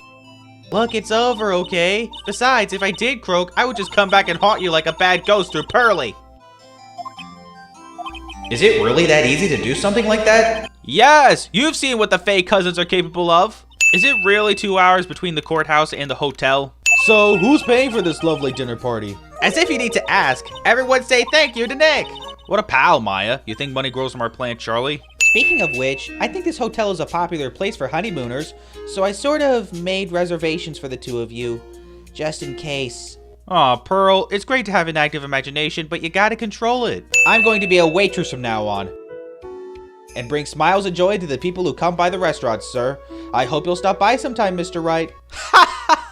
Oh boy. How are you not discharged yet? I'm going to be more contemporary with my humor. Ball curls represent. Fine, just at least be tolerable. This filthy top coat of his, I don't know how it ended up in my luggage. To be frank, I don't know either. If I could win against that man, if I could make Phoenix High bow down in defeat, then this girl you left behind would have risen higher than you. That was supposed to be my revenge. Revenge just after Edgeworth left the prosecutor's office? Until then, this last piece of evidence that never made it to you, I'll take good care of this fourth piece, so I could give it to you when at last we meet again. Except she doesn't. We know what that last piece is, but it's never acknowledged again for the rest of the series.